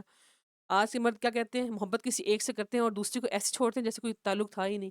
ایسا مرد اپنی بیوی میں انصاف نہ کرنے والا، وہ قیامت کے دن ایسے اللہ کے پاس آئے گا جیسے اس کا ایک کندھا جھکا ہوا ہوگا۔ تو اللہ کو کیا جواب دیں گے؟ انصاف کریں، اگر شادی کرنی ہے تو انصاف کریں، وگرنہ ایک ہی کافی ہے، اسی پر آپ اتفاق کریں۔ اللہ کے نبی کے لیے حلال عورتوں کے بارے میں اس آیت میں بیان ہوا ہے، جو کہ ہم پیچھے بھی دیکھا ہے کہ آپ ان عورتوں سے نکاح کر سکتے ہیں۔ ترجی من تشاء منہن وتؤوی الیک من تشاء، آپ کو یہ بھی اختیار دے دیا، آپ ان میں سے جس کو چاہیں الگ کر دیں، جس کو چاہیں اپنے پاس جگہ دے دیں، اور جس کو آپ اپنے پاس طلب کریں، ان میں سے جنہیں آپ نے الگ کر دیا ان پر کوئی گناہ نہیں ہے۔ اللہ کے نبی کو اللہ نے کتنے چوائس تھیں، اللہ کے نبی آخری نبی، تاکہ آپ کی آنکھیں ٹھنڈی ہوں اور آپ غم نہ کھائیں اور وہ راضی ہو جائیں جو بھی آپ نے ان کو دیا ہے۔ اللہ تعالیٰ جانتے ہیں جو بھی تمہارے دلوں میں، اللہ تعالیٰ سب کچھ جاننے والے ہیں، تحمل والے ہیں، اللہ کو پتہ ہے عورتوں کے دل کتنے نرم نازک ہوتے ہیں۔ یعنی اللہ نے کس طرح اپنے نبی کو اصول سکھائے کہ آپ نے کیسے رہنا ہے اپنی بیویوں کے ساتھ، سبحان اللہ۔ اور اللہ تعالیٰ ہمیشہ سے ہر چیز پر پوری طرح نگہبان ہے، پوری طرح رقیب ہیں۔ یا ایھا الذین آمنوا لا تدخلوا بیوت النبی، بڑا اہم اصول بیان ہو رہا ہے آیت نمبر 53 میں، اور بڑا ہی ایک اہم ترین اصول بھی ہو رہا ہے اور اہم ترین واقعہ بھی۔ اے ایمان والو، تم نبی کے گھروں میں داخل نہ ہو مگر تمہیں اجازت لے کے داخل ہونا پڑے گا، اجازت تم نے لینی ہے، مگر جب تک تمہیں کھانے کے لیے اجازت دی جائے، اس حال میں کہ تم اس کے لیے تیار ہونے کا انتظار کرنے والے ہو، لیکن جب تمہیں بلایا جائے تو اندر آ جاؤ، پھر جب تم کھانا کھاؤ تو پھر تم پھیل جاؤ، اپنے گھروں میں جاؤ، اور دل لگانے کے لیے اس گھر میں بیٹھے نہ رہو کہ گھر والے لوگ تم سے پریشان ہو جائیں، تم اللہ کے نبی کو اذیت نہ دو۔ فَيَسْتَحْيِي مِنْكُمْ، وہ تم سے حیا کرتے ہیں، اور اللہ تعالیٰ حق سے نہیں شرماتے ہیں، اللہ کے نبی شرماتے ہیں حق سے، لیکن اللہ حق سے شرماتے نہیں ہیں، اللہ جانتے ہیں۔ اور جب تم اللہ کے نبی کی بیویوں سے سوال کرو تو پردے کے پیچھے سے سوال کرو، اور وہ بڑی پاکیزہ ہیں، اور نہ تم کسی کو بھی اذیت دو، اور نہ تم ان کی بیویوں سے نکاح کرو کسی ایک سے بھی آپ کے بعد، یعنی یہ جائز ہی نہیں ہے، اور یہ کام اللہ کے نزدیک بہت ہی بڑا، اس میں ہم نے کئی اصول دیکھے ہیں۔ گھروں میں داخلے کے آداب بیان ہو رہے ہیں اللہ کے نبی کو، اور اس کے بعد تمام مومنین کو اللہ مخاطب ہو کے فرماتے ہیں کہ اگر آپ کسی کے گھر میں جاتے ہیں، آپ کو کوئی دعوت دیتا ہے تو آپ نے ایسے نہیں جانا کہ ایک تو اس نے آپ کو دعوت دی، دوسرا آپ اس کے لیے اذیت کا باعث بنے، یعنی آپ گھر میں جا کے ایسے بیٹھے رہیں کہ آپ میزبان کو تنگ کرتے رہیں۔ آج ہمارے یہاں ایسے ہی ہوتا ہے، یعنی گھنٹوں گھنٹوں پہلے جا کے ہم بیٹھتے ہیں، باتیں کرتے ہیں۔ ایسے ہی کچھ اس ٹائم پہ ہوا تھا، جب اس دن ولیمے کا دن تھا، حضرت زینب اور اللہ کے نبی صلی اللہ علیہ وسلم لوگ دعوت کے لیے آئے تو سب کے سب وہاں ہی بیٹھے رہے، یعنی باتیں کرنے لگے۔ اللہ کے نبی کو اپنی بیوی کے پاس جانا تھا، تو آپ صلی اللہ علیہ وسلم لوگوں سے حیا کر رہے تھے، لیکن اللہ حیا نہیں کرتا، اللہ فرماتے ہیں اللہ شرماتے نہیں ہیں۔ اللہ نے ایک اصول دے دیا کہ تم کھانے کا انتظار نہ کرو، بیٹھے نہ رہو، جب کھانا پک جائے تب تم آؤ اور کھا کے چلے جاؤ۔ انس بن مالک فرماتے ہیں کہ جب اللہ کے نبی نے زینب رضی اللہ عنہ سے نکاح کیا تو آپ نے سب لوگوں کو دعوت ولیمہ دی، اور کھانے کے بعد کچھ لوگ گھر میں بیٹھے رہے، بہت دیر تک باتیں کرتے رہے۔ اللہ کے نبی نے ایسا کیا گویا آپ اٹھنا چاہتے ہیں تاکہ لوگ سمجھ جائیں اور اٹھ جائیں، لیکن کوئی بھی نہیں اٹھا۔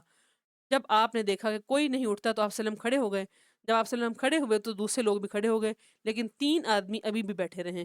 اللہ کے نبی جب باہر سے اندر جانے کے لیے آئے تو دیکھا کہ کچھ ابھی بیٹھے ہوئے ہیں، اس کے بعد اور لوگ بھی وہ بھی اٹھ گئے، پھر آپ صلی اللہ علیہ وسلم، پھر میں آپ کی خدمت میں حاضر ہوا، آپ کو یہ خبر دی کہ وہ لوگ بھی چلے گئے ہیں، تو آپ صلی اللہ علیہ وسلم اندر تشریف لائے۔ میں نے چاہا کہ اب میں اندر جاؤں، لیکن اللہ کے نبی نے اپنے اور میرے بیچ میں دروازے کا پردہ گرا لیا۔ اس کے بعد یہ آیت نازل ہوئی، سبحان اللہ۔ یہ اللہ کے نبی اپنی بیوی کے پاس جانا چاہتے تھے، لیکن ان لوگوں کی آڑ میں اب جا نہیں پا رہے تھے، تو کتنی اذیت ہوتی ہے نا۔ ایسا آج ہمارے گھروں میں بھی ایسا ہوتا ہے، یعنی دعوت کے بعد آپ ہلے گلے میں اور مطلب یوں باتیں کرنے میں اتنا ٹائم گزارتے ہیں کہ دعوت والے لوگ جو آپ کے میزبان ہوتے ہیں وہ کتنے پریشان ہوتے ہیں، یعنی آپ کو یہ بھی نہیں کہہ پاتے کہ چلے جاؤ، اور آپ کو خود نہیں پتہ چل رہا ہوتا۔ یہ ایک بڑا اہم اصول ہے گھروں میں جانے کا، اس لیے آج کے بعد آپ جب بھی کسی کے گھر میں جائیں، جتنا اس نے آپ کو ٹائم دیا اتنا ٹائم بس، آپ کو یہ احساس ہونا چاہیے کہ اس انسان کی اپنی بھی کوئی پرائیویسی ہے، اس نے بھی کوئی کام کرنے ہوں گے آپ کے جانے کے بعد۔ آخر میں ہم نے اس آیت میں دیکھا کہ اللہ کے نبی کی ازواج امہات المومنین تمام مسلمانوں پر حرام ہیں، یعنی کوئی بھی مسلمان مرد آپ سے امہات المومنین سے نکاح نہیں کر سکتا اللہ کے نبی کی اللہ کے نبی کے فوت ہونے کے بعد۔ لا جناح علیہن فی آبائہن، آیت نمبر 55 میں، فی آبائہن ولا ابنائہن ولا اخوانہن ولا بنی اخوانہن ولا بنی اخواتہن ولا نسائہن، ان عورتوں پر جو سامنے آ جائیں کوئی گناہ نہیں ہے ان کے باپوں کے بارے میں، نہ ان کے بیٹوں کے بارے میں، نہ ان کے بھائیوں کے بارے میں، نہ ان کے بھتیجوں بھانجوں، اور نہ ہی ان کے اپنے جیسی عورتوں کے بارے میں، اور نہ ہی اپنے غلاموں کے بارے میں، یعنی کن رشتوں سے پردہ نہیں ہے۔ اب اس میں وہ رشتے ہیں جن سے پردہ نہیں کرنے کا حکم، یعنی ان سے آپ پردہ نہیں کرنا آپ نے۔ اللہ تعالیٰ نے کئی اور یعنی ہم نے پیچھے بھی پڑھا تھا نا کہ کئی رشتے حرام ہیں، یعنی جن سے نکاح نہیں ہو سکتا، جن سے آپ نے پردہ کرنا ہے۔ یہاں بھی بات ہے کن سے آپ پردہ نہیں کریں گے۔ اللہ تعالیٰ ہر چیز پر پوری طرح گواہ ہیں۔ عائشہ رضی اللہ عنہا بیان کرتی ہیں کہ پردے کا حکم نازل ہونے کے بعد ان کے بھائی افلح نے مجھ سے ملنے کی اجازت مانگی، لیکن میں نے کہلوایا کہ جب تک اللہ کے نبی اس کی اجازت نہ دیں تو اجازت نہیں مل سکتی۔ تو میں نے سوچا کہ ان کے بھائی ابو القیس نے مجھے تھوڑا ہی دودھ پلایا تھا، مجھے دودھ پلانے والی تو ان کی بیوی تھی۔ پھر اللہ کے نبی آئے تو میں نے عرض کیا، لمبی حدیث ہے، یعنی پردہ نازل ہونے سے پہلے امہات المومنین ایسے باتیں کیا کرتی تھیں، لیکن پردہ نازل ہونے کے بعد کسی کی کوئی بات آپس میں نہیں ہوتی تھی۔ اللہ تعالیٰ نے عورتوں کو تقوی کا حکم دے دیا کہ اب تم نے یہ نہیں کرنا، اب اللہ نے حکم دے دیا پردے کا، اب سب نے پردے میں ہی رہنا ہے۔ تقوی کا حکم دے کے اللہ نے یہ فرمایا کہ تقوی کی وجہ سے تمہارے دل اور تمہاری نظریں محفوظ رہیں گی، ورنہ محض جو پردے کی ظاہری پابندیاں ہیں گناہ میں ملوث ہونے سے بچا نہیں سکتی۔ یعنی مین بات کیا ہے کہ اپنے دل میں، اپنے آنکھ میں، اپنے دل میں اپنے حیا پیدا کرنی ہے۔ اگر حیا نہ ہوگی تو ظاہر پردہ کرو گی بھی تو کوئی کام نہیں آئے گا۔ آیت نمبر 57 میں اللہ فرماتے ہیں، 6 میں فرماتے ہیں کہ اللہ کے نبی پہ درود بھیجو، بہت زیادہ کثرت سے درود بھیجنا۔ درود بھیجنے کی کتنی زیادہ فضیلت ہم پڑھتے ہیں نا، اللہ کے نبی پر جو انسان درود بھیجتا ہے، اللہ تعالیٰ کا آپ وسلم کی تعریف کرنا، آپ کی مدح کرنا، اللہ کے نبی پر درود بھیجنا اور دعا کرنا، فرشتوں کا درود بھیجنا ہے۔ اللہ تعالیٰ آپ سے محبت کرتے ہیں، اللہ تعالیٰ کے فرشتے آپ سے محبت کرتے ہیں، اس لیے فرشتے آپ کی حمد و ثنا بیان کرتے ہیں، آپ کی تعریف کرتے ہیں۔ اللہ تعالیٰ آپ وسلم کے لیے اللہ تعالیٰ سے رحمت کی دعا کرتے ہیں، سبحان اللہ۔ ابو طلحہ رضی اللہ عنہ سے روایت ہے کہ ایک روز اللہ کے نبی کے پاس وہ آئے، آپ کے چہرے پر بڑی خوشی تھی۔ ہم نے کہا، اللہ کے نبی آپ کے چہرے پر اتنی خوشی کیوں؟ آپ نے فرمایا، بے شک میرے پاس ایک فرشتہ آیا اور بولا، اے محمد صلی اللہ علیہ وسلم، اللہ تعالیٰ فرماتے ہیں کیا تم خوش نہیں ہوتے؟ جو تم پر درود بھیجے گا ایک بار میں اس پر 10 مرتبہ رحمت بھیجوں گا، سبحان اللہ۔ یعنی آج ہم اگر اپنے نبی پر ایک مرتبہ درود ابراہیمی پڑھیں، اللہم صلی علی محمد وعلی آل محمد کما صلیت علی ابراہیم وعلی آل ابراہیم انک حمید مجید، اللہم بارک علی محمد وعلی آل محمد کما بارکت علی ابراہیم وعلی آل ابراہیم انک حمید مجید۔ آپ بھی سب درود ابراہیمی پڑھیں اور اللہ سے 10 نیکیاں لیں، سبحان اللہ۔ تو میں اس پہ 10 بار سلام کروں گا، نسائی کی روایت، سبحان اللہ۔ اور ہر جمعے کے دن بے انتہا پڑھنا چاہیے، کثرت سے، ہمیشہ، ہر وقت، چلتے پھرتے بیٹھتے اٹھتے ہر وقت پڑھا کریں۔ اب وہ مسعود انصاری فرماتے ہیں کہ ہم سعد بن عبادہ کی محفل میں بیٹھے تھے کہ ہمارے پاس اللہ کے نبی آئے۔ آپ نے بشیر بن سعد سے عرض کیا، یا رسول اللہ، بشیر بن سعد نے آپ سے پوچھا، یا رسول اللہ، اللہ تعالیٰ ہمیں آپ پر درود بھیجنے کا حکم دیتے ہیں، آپ ہمیں بتائیے ہم درود کیسے بھیجیں؟ یہ سننے کے بعد آپ بالکل خاموش ہو گئے اور ہم نے تمنا کی کاش کہ اللہ کے نبی سے ہم نہ پوچھتے۔ پھر تھوڑی دیر کے بعد آپ نے فرمایا، اس طرح پڑھا کرو، اللہم صلی علی محمد وعلی آل، جو ابھی ہم نے پڑھا درود ابراہیمی۔ تو الحمدللہ ہم درود ابراہیمی کے پیروکار ہیں، ہم پڑھتے ہیں اور ہماری کئی بلائیں اللہ ان سے ٹالتے ہیں۔ تو اس کو اپنی زندگی کا اور نہ بچھونا بنائیں۔ اللہ کے نبی پر درود بھیجنے کے فائدے کیا ہوں گے؟ فرشتے اترتے ہیں، فرشتے اللہ کے حکم کی ہم پابندی کرتے ہیں، 10 نیکیاں لکھ جاتی ہیں، رحمت ہوتی ہے، اللہ کی برکت ہوتی ہے اور برائیاں مٹا دی جاتی ہیں۔ اس کے علاوہ اور بھی بہت زیادہ ہمیں فائدے ملتے ہیں۔ ابو بکر صدیق کہتے ہیں کہ اللہ کے نبی نے فرمایا، مجھ پر کثرت سے درود بھیجو، اللہ تعالیٰ میری قبر پر ایک فرشتہ مقرر فرمائیں گے، جب بھی میرا کوئی امتی مجھ پر درود بھیجے گا تو یہ فرشتہ مجھے کہے گا، اے محمد صلی اللہ علیہ وسلم، فلاں ابن فلاں نے آپ پر درود بھیجا ہے۔ سبحان اللہ۔ آپ چاہتے ہیں کہ اللہ کے نبی کو پتہ چلے کہ آپ پر آپ کے فلاں بندے نے درود بھیجا ہے، آج سے درود بھیجا کیجئے۔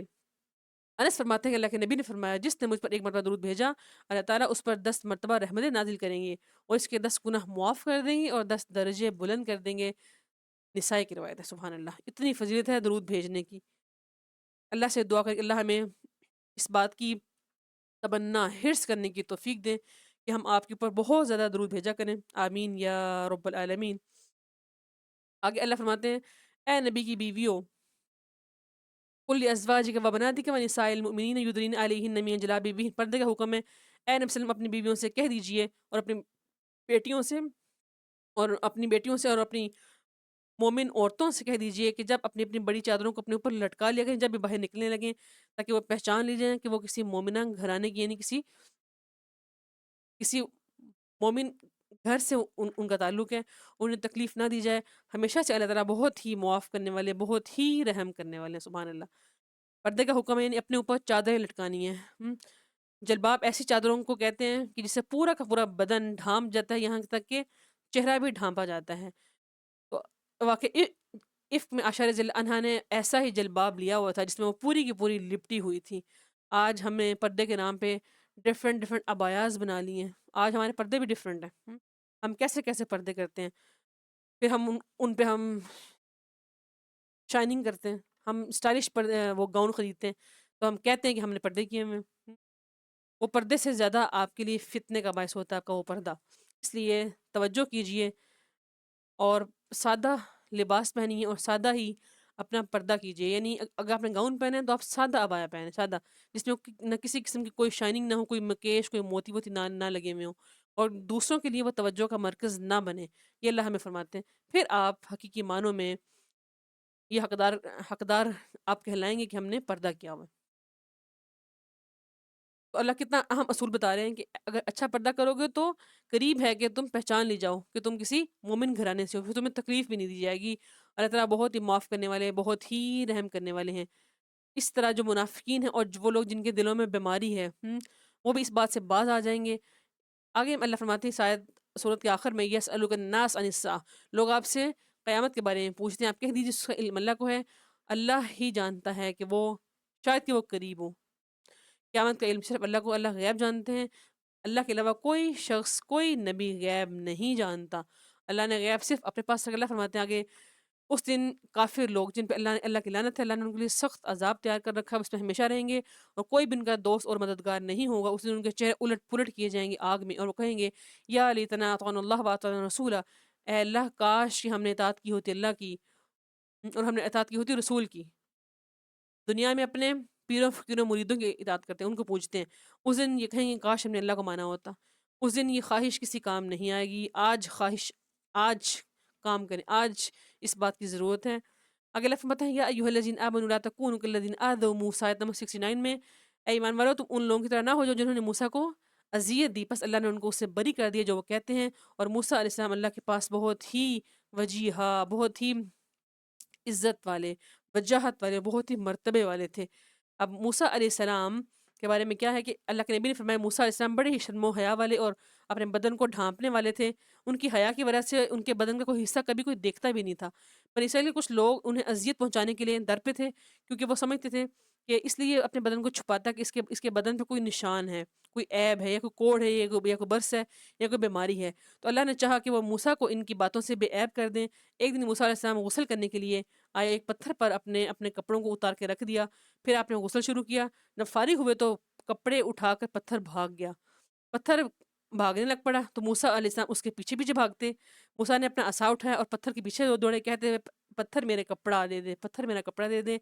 تو ایسا کرتے کرتے وہ پتھر بنی اسرائیل کی اس جماعت کے پاس پہنچ گئے جہاں پہ وہ سارے بیٹھے ہوئے تھے، چنانچہ انہوں نے آپ کو ننگا دیکھ لیا اللہ کی مخلوق میں سب سے بہتر حالت میں، اور اللہ تعالیٰ اس طرح اللہ نے ان کی تہمت سے آپ کو برات دی۔ اب پتھر رک گیا تو آپ نے اپنا کپڑا اٹھایا اور پہنا، پھر پتھر کو اپنے عصا سے مارنے لگے۔ اللہ کی قسم اس پتھر پر موسیٰ علیہ السلام کے مارنے کی وجہ سے 3 یا 4 یا 5 جگہ پر نشان پڑ گئے تھے۔ اس طرح اللہ اپنے نبیوں کو لوگوں کے سامنے بے عیب کرتے ہیں کہ کوئی عیب نہیں ہے، سبحان اللہ۔ اللہ فرماتے ہیں تم ایسے اپنے نبی کو تکلیف نہ دو جیسے کہ ان لوگوں نے موسیٰ علیہ السلام کو تکلیف دی تھی۔ آج اللہ کے نبی صلی اللہ علیہ وسلم کو کس قدر لوگ تکلیف نہ دیتے تھے، عرب کے وہ منافق، مشرک، کافر، کتنی کتنی اذیتوں سے آپ کو گزرنا پڑتا تھا۔ ایک دفعہ مال غنیمت آیا تو اللہ کے ایک شخص نے کہا میں عدل اور انصاف سے کام نہیں لیا گیا، تو اللہ کے نبی تک جب یہ الفاظ پہنچے تو آپ کا چہرہ سرخ ہو گیا، تو آپ نے فرمایا اللہ کی رحمت و موسیٰ علیہ السلام پر انہیں اس سے زیادہ تکلیف پہنچائی گئی تھی لیکن انہوں نے صبر کیا، بخاری کی روایت ہے۔ اس لیے یہ لوگ سابقہ اقوام نے اپنے انبیاء کے بارے میں کچھ بھی کہنے سے گریز نہیں کیا، یعنی بڑے سے بڑا اور ہٹ درمی والا لفظ برے سے برا بولا، لیکن نبیوں نے صبر کیا۔ نبی اسی طرح کے ہوتے ہیں، اللہ اپنے بندوں کو اپنے اپنے نبیوں کی خاص مدد کرتے ہیں۔ اللہ فرماتے ہیں یصلح لکم اعمالکم، اے لوگو جو ایمان لائے ہو تم بات سیدھی سیدھی کو، بڑا اہم اصول ہے، وقولوا قولا سدیدا، تم سیدھی سیدھی بات کو، تم نے بات میں ٹویسٹ نہ ہو، جھوٹی بات نہیں کہنی، تاکہ وہ رب تمہارے اعمال کی اصلاح کر دے اور تمہیں معاف کر دے، اور جو کہ اللہ اور اس کے رسول کا کہا مانے گا وہ کامیابی پر فائز ہو گیا، بہت بڑی کامیابی، اسے بہت بڑی کامیابی ملے گی۔ ابو ہریرہ فرماتے ہیں کہ اللہ کے نبی نے فرمایا بندہ کبھی ایسی بات منہ سے نکالتا ہے جس میں اللہ کی رضامندی ہوتی ہے تو وہ اس بات کو کوئی اہمیت نہیں دیتا، اسے معمولی سمجھتا ہے، لیکن اس کی وجہ سے اللہ تعالیٰ اس کے درجات بلند کرتے ہیں۔ اور کبھی بندہ اللہ کو ناراض کرنے والی بات اپنے منہ سے نکالتا ہے لیکن وہ اسے کو اہمیت نہیں دیتا، لیکن اس کی وجہ سے وہ دوزخ میں گر جاتا ہے۔ اس لیے بات سوچ سمجھ کے کریں، پہلے سوچیں پھر بولیں، پھر تولیں پھر بولیں، یعنی ڈٹ بولیں نا، پہلے سوچیں کہ میں کیا بولنے لگا ہوں۔ آگے آخر میں اللہ فرماتے ہیں ان ارز الامانت علی السماوات والارض، یہ امانت، یہ قرآن کی امانت ہم نے پہاڑوں پر پیش کی، زمین پر پیش کی، ہر ایک نے اس کو اٹھانے سے انکار کر دیا اور وہ ڈر گئے، لیکن اس جاہل انسان نے اس کو اٹھا لیا، وحملها الانسان، اور انسان نے اس کو اٹھا لیا، یقیناً وہ بہت ہی ظلم کرنے والا اور جاہل تھا۔ آج ہم نے اس کو اٹھا لیا لیکن ہم اس کی قدر نہیں کر پائے، ہم اس کا بھار اٹھا نہیں پا رہے ہیں، اس کی ہم قدر و قیمت بالکل نہیں کر رہے ہیں۔ اللہ فرماتے ہیں انسان ہے ہی ظالم اور جاہل، تاکہ اللہ تعالیٰ منافقین کو، منافق مردوں اور منافق عورتوں کو عذاب دے، مشرک مردوں اور مشرک عورتوں کو، اور اللہ تعالیٰ مومن مردوں اور عورتوں کی توبہ قبول فرمانے، ہمیشہ سے اللہ تعالیٰ بہت ہی معاف کرنے والے، بہت ہی رحم کرنے والے ہیں، وہ اللہ ہے۔ اللہ ہر حقدار کو اس کا حق پورا پورا دیتا ہے۔ الحمدللہ ہم نے سورہ احزاب پڑھی، اس میں ہم نے بہت چیزیں دیکھی امہات المومنین سے ریلیٹڈ۔ انشاءاللہ ہم نے اپنے لیے سبق یہ لینا ہے کہ ہم نے امہات المومنین کے نقش قدم پر چلتے ہوئے اپنی زندگی کو انشاءاللہ ہم نے ویسا بنانا ہے جیسے امہات المومنین کی زندگی تھی انشاءاللہ۔ آگے سورہ سبا دیکھیں گے تلاوت سنتے ہیں۔ بسم اللہ الرحمن الرحیم الحمد للہ الذی لہ ما فی السماوات وما فی الارض وله الحمد في الآخرة وهو الحكيم الخبير يعلم ما يلج في الأرض وما يخرج منها وما ينزل من السماء وما يعرج فيها وهو الرحيم الغفور وقال الذين كفروا لا تأتين الساعة قل بلى وربي لتأتينكم عالم الغيب لا يعزب عنه مثقال ذرة في السماوات ولا في الأرض ولا أصغر من ذلك ولا أكبر إلا في كتاب مبين۔ سورہ سبا یہ مکی ہے، اس میں 6 رکوع اور اس کی 54 آیتیں۔ سبا، ملک سبا اور ملکہ سبا، یعنی ملک سبا اس کا نام تھا، اور ملکہ سبا وہ عورت تھی جو یہاں پر حکمرانی کرتی تھی، اور یہ اللہ کے علاوہ دوسروں کو پوجتے تھے، ستاروں کو، سورج کو، آگ کے لیے پرستش کیا کرتے تھے، اور سلیمان علیہ السلام کے دور میں یہ ملکہ سبا کا واقعہ ہے۔ تمام تعریفیں اللہ تعالیٰ کے لیے، وہ ذات، اسی کے لیے آسمانوں میں زمین میں سب کچھ ہے، تمام تعریفیں اسی کے لیے ہیں، آخرت میں وہ سب کچھ جاننے والا حکیم اور خبیر ہے، وہ میرا اور آپ اللہ کی صفت علیم، صفت حکیم اور صفت خبیر کس قدر وسیع و عریض ہیں۔ وہ جانتا ہے جو زمین میں داخل ہوتا ہے، جو اس سے نکلتا ہے، وما ينزل من السماء وما يعرج فيه، اور جو اس سے اترتا ہے اور جو اس میں چڑھتا ہے، یعنی اللہ ہر چیز کو جانتے ہیں۔ نکلتا کیا ہے؟ ہر طرح کے نباتات، حیوانات، یلیجو، پہلے داخل ہوتا ہے، جو داخل ہوتا ہے، داخل کیا ہوتا ہے؟ بارش، یعنی بارش زمین میں جو کچھ بوئے جاتا ہے حیوانات وغیرہ، اور جو نکلتا ہے وہ کیا ہے؟ مختلف قسم کے نباتات اور حیوانات وغیرہ، یا خروجو، وما ينزل، اور جو اترتا ہے یعنی فرشتے آسمان سے، رزق اور تقدیر اترتی ہے، وما يعرج فيه، اور جو اس میں چڑھتا ہے، یعنی آسمان کے جو فرشتے اور روحیں وغیرہ چڑھتے ہیں، سب کو اللہ جانتے ہیں۔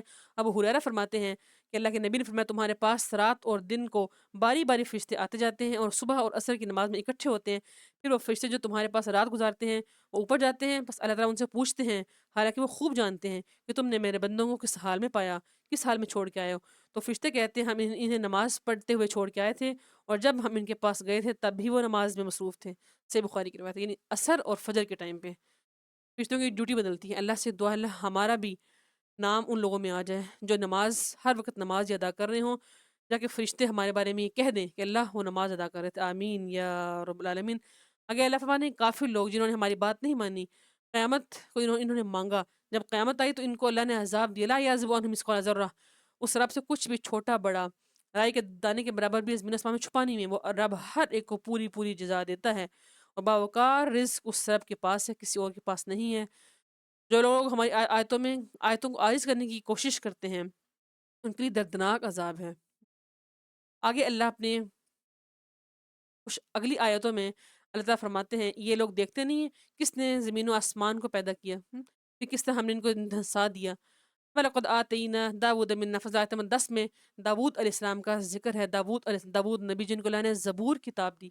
یا جبال اوبی معه والطير وألنا له الحديد أن اعمل الصابغات وقدر في السرد واعملوا صالحا إني بما تعملون عليم۔ داؤد علیہ السلام جن کے بیٹے سلیمان علیہ السلام ہیں، اللہ نے دونوں باپ بیٹے کو، جو بیٹے ہیں، کس قدر اللہ نے ان دونوں کو فہم و فراست نصیب کی تھی۔ اس قدر فہم و فراست تھی کہ داؤد علیہ السلام پرندوں کی بولیاں اور سلیمان علیہ السلام کے لیے ہوائیں مسخر تھیں۔ داؤد علیہ السلام پر اللہ کا انتہائی فضل تھا، اور یہ فضل اللہ کی جناب سے ان کو ملا تھا، حضرت سلیمان پہ اور داؤد علیہ السلام پہ۔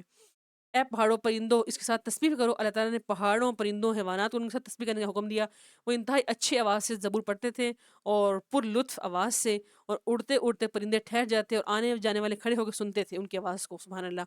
اور پرندے اپنی آواز ان کے ساتھ ملانے لگتے۔ ابو ہریرہ فرماتے ہیں کہ اللہ کے نبی نے فرمایا، داؤد علیہ السلام کے لیے قرآن یعنی زبور کی قرات بہت آسان کر دی گئی تھی، چنانچہ وہ اپنی سواری پر بیٹھے ہوئے تلاوت کیا کرتے تھے یعنی زبور کی، اور آپ صرف اپنے ہاتھوں کی کمائی کرتے تھے۔ صحیح بخاری کی روایت ہے، یعنی ہاتھوں کی کمائی کرنا نبیوں کا شیوا ہے۔ نبی جو ہیں وہ بکریاں چرایا کرتے تھے۔ داؤد علیہ السلام کو اللہ نے نبوت عطا کی، وہ بے حد عبادت گزار تھے۔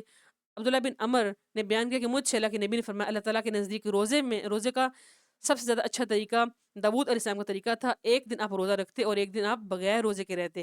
اسی طرح اللہ تعالیٰ کے نزدیک سب سے پسندیدہ طریقہ داؤد علیہ السلام کی نماز کا طریقہ تھا، یعنی آدھی رات تک سوتے تھے اور ایک تہائی حصے میں عبادت کرتے تھے، پھر بقیہ حصے میں سوتے تھے۔ انہیں طاقتور حکومت اور جنگی طاقت بھی دی گئی تھی، ان کے پاس بڑی فوج اور اکثر اسلحہ تھا۔ وہ ہاتھ سے روزی کمایا کرتے تھے، سبحان اللہ۔ یہ اللہ کی خاص ان پہ ایک رحمت تھی کہ پہاڑوں، حیوانوں اور پرندوں کو اللہ نے حکم دیا کہ ان کے ساتھ تسبیح بیان کیجیے۔ یہ ایسی نعمت ہے جو آپ کی خصائص میں شامل ہوتی ہے، سبحان اللہ۔ یہ آپ کی خصوصیت تھی جو اللہ نے آپ کو نصیب کی تھی، اور اللہ نے ان کے لیے لوہے کو نرم کر دیا تھا۔ وَأَلَنَّا لَهُ الْحَدِيدَ، اتنا بڑا اللہ کا احسان تھا کہ ان کے ہاتھوں میں لوہا اور زریں تیار ہوتی تھیں۔ یعنی آپ کے نیک اعمال میں ایک قابل ذکر نیک عمل یہ بھی تھا کہ آپ بادشاہ اور نبی ہونے کے باوجود بھی اپنے ذاتی اخراجات کا بار بیت المال پر ڈالنا گوارا نہیں کرتے تھے، بلکہ زریں بنا کر ان کی آمدنی سے آپ اپنے روزگار کو پورا کرتے تھے۔ مقدام رضی اللہ عنہ سے روایت ہے کہ اللہ کے نبی نے فرمایا، کسی انسان نے اس شخص سے بہتر روزی نہیں کمائی جو خود اپنے ہاتھوں سے کما کر کھاتا ہے۔ اللہ کے نبی داؤد علیہ السلام بھی اپنے ہاتھوں سے کام کر کے روزی کھایا کرتے تھے۔ صحیح بخاری کی روایت ہے۔ یہ تھے داؤد علیہ السلام، سبحان اللہ۔ آگے آیت نمبر 12 میں ولی سلیمان الرِّیح، اب ان کے بیٹے سلیمان علیہ السلام کو اللہ نے کس قدر پرفضیلت بنایا۔ کیا کہ انعم السابغات وقدر، تم کشادہ زریں بناؤ اور ان میں کڑیاں جوڑو اور ان کا اندازہ رکھو۔ اللہ نے آپ کو لوہے سے پگھلانے کا اور ڈھلائی کا کام سکھایا تھا۔ کس قدر وہ عظیم الشان کام تھا، سبحان اللہ۔ اور وہ ہوائیں صبح شام، ان کی مسافت سلیمان علیہ السلام کے لیے تھی۔ ولی سلیمان الرِّیح غدوها شہر ومرواها شہر، سلیمان علیہ السلام کے فضائل کا بیان ہے۔ کیا ہواؤں کو اللہ نے ان کے تابع کر دیا، اور سلیمان علیہ السلام پہ اللہ نے اپنے فضل و کرم کا ذکر فرمایا کہ ہوا کو ان کے قبضے میں دے دی جو ان کے حکم سے چلتی تھی، اور آپ علیہ السلام کی فوج اور تخت کو لے کر ایک ماہ کی مسافت آدھے دن میں طے کر لیتی، یوں 2 ماہ کی مسافت ایک دن میں طے کر لیتی تھی۔ اس کا صبح چلنا ایک مہینے کا یعنی دن کا آغاز سے زوال تک، کسی صبح دمشق سے سوار ہوتے اور کسی دوسری جگہ پر جا کے ناشتہ کرتے تھے، یعنی اتنا زیادہ تیزی سے وہ ہوائیں ان کو لے کے جاتی تھیں۔ ورواہا شہر، ورواہا، اور ان کی شام کا بھی جو سفر تھا وہ 1 ماہ کا تھا، یعنی شام کا چلنا بھی 1 ماہ کا تھا۔ زوال آفتاب سے لے کر دن کے آخری حصے تک یعنی زوال تک وہ چلتے تو شام تک وہ کابل پہنچ جاتے اور وہاں رات گزارتے تھے۔ کتنا بڑا اللہ کا احسان تھا جو سلیمان علیہ السلام کو اللہ نے یہ ملکہ عطا کیا تھا۔ آگے دیکھیے، اللہ فرماتے ہیں وَأَرْسَلْنَا لَهُ عَيْنَ الْقِطْرِ، اور ہم نے اس کے لیے تانبے کو بہا دیا۔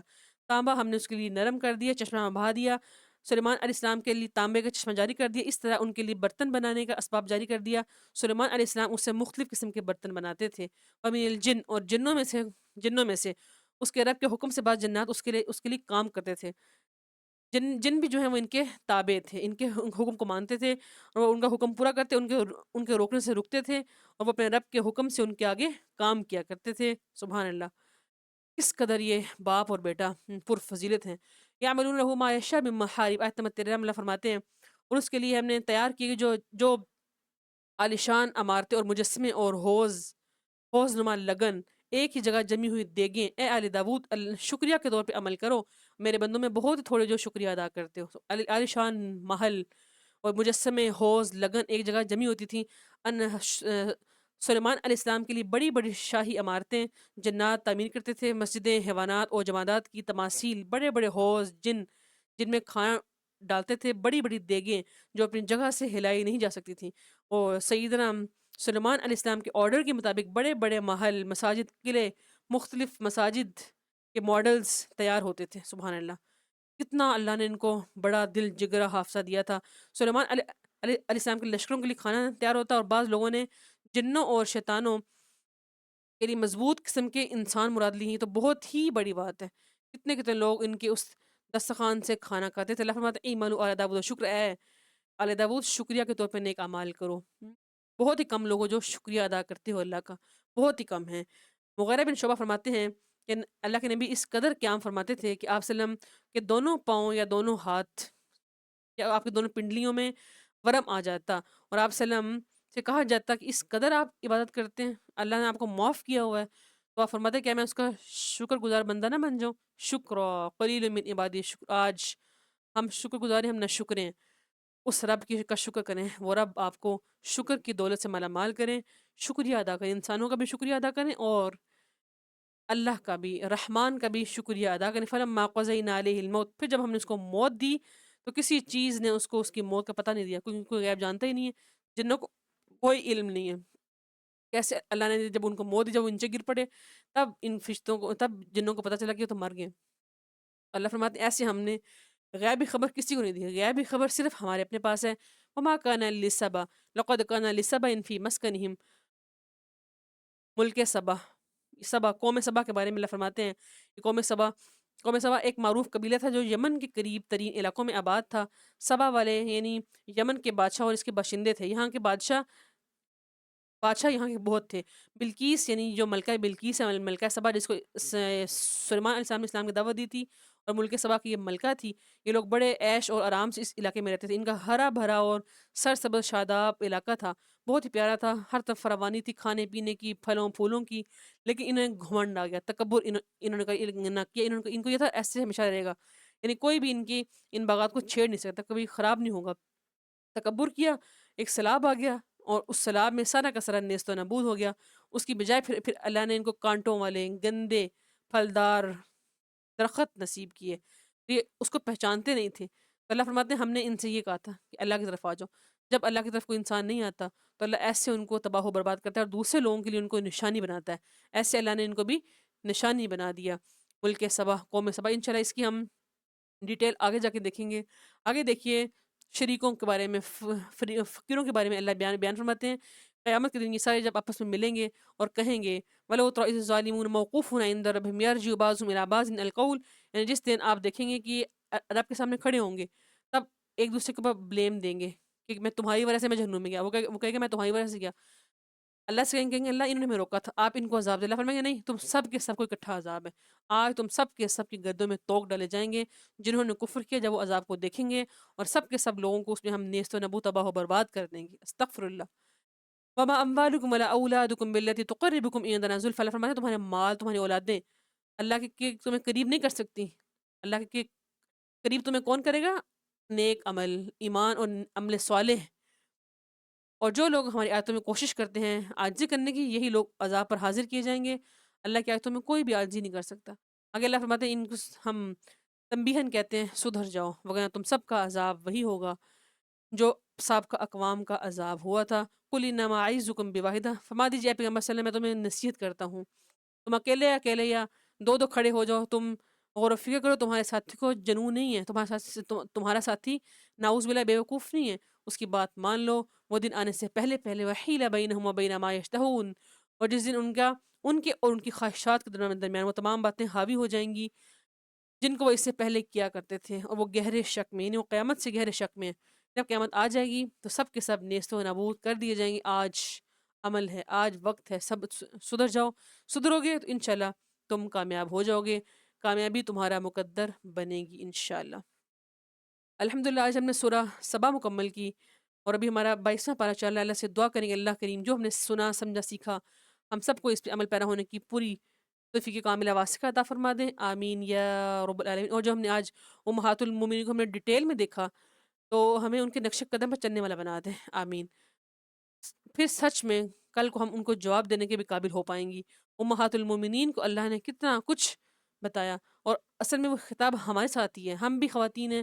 اللہ سے دعا ہے کہ اللہ ہم سب کو شکر کرنے والا دل اور شکر گزار بیوی بنا دے، آمین یا رب العالمین۔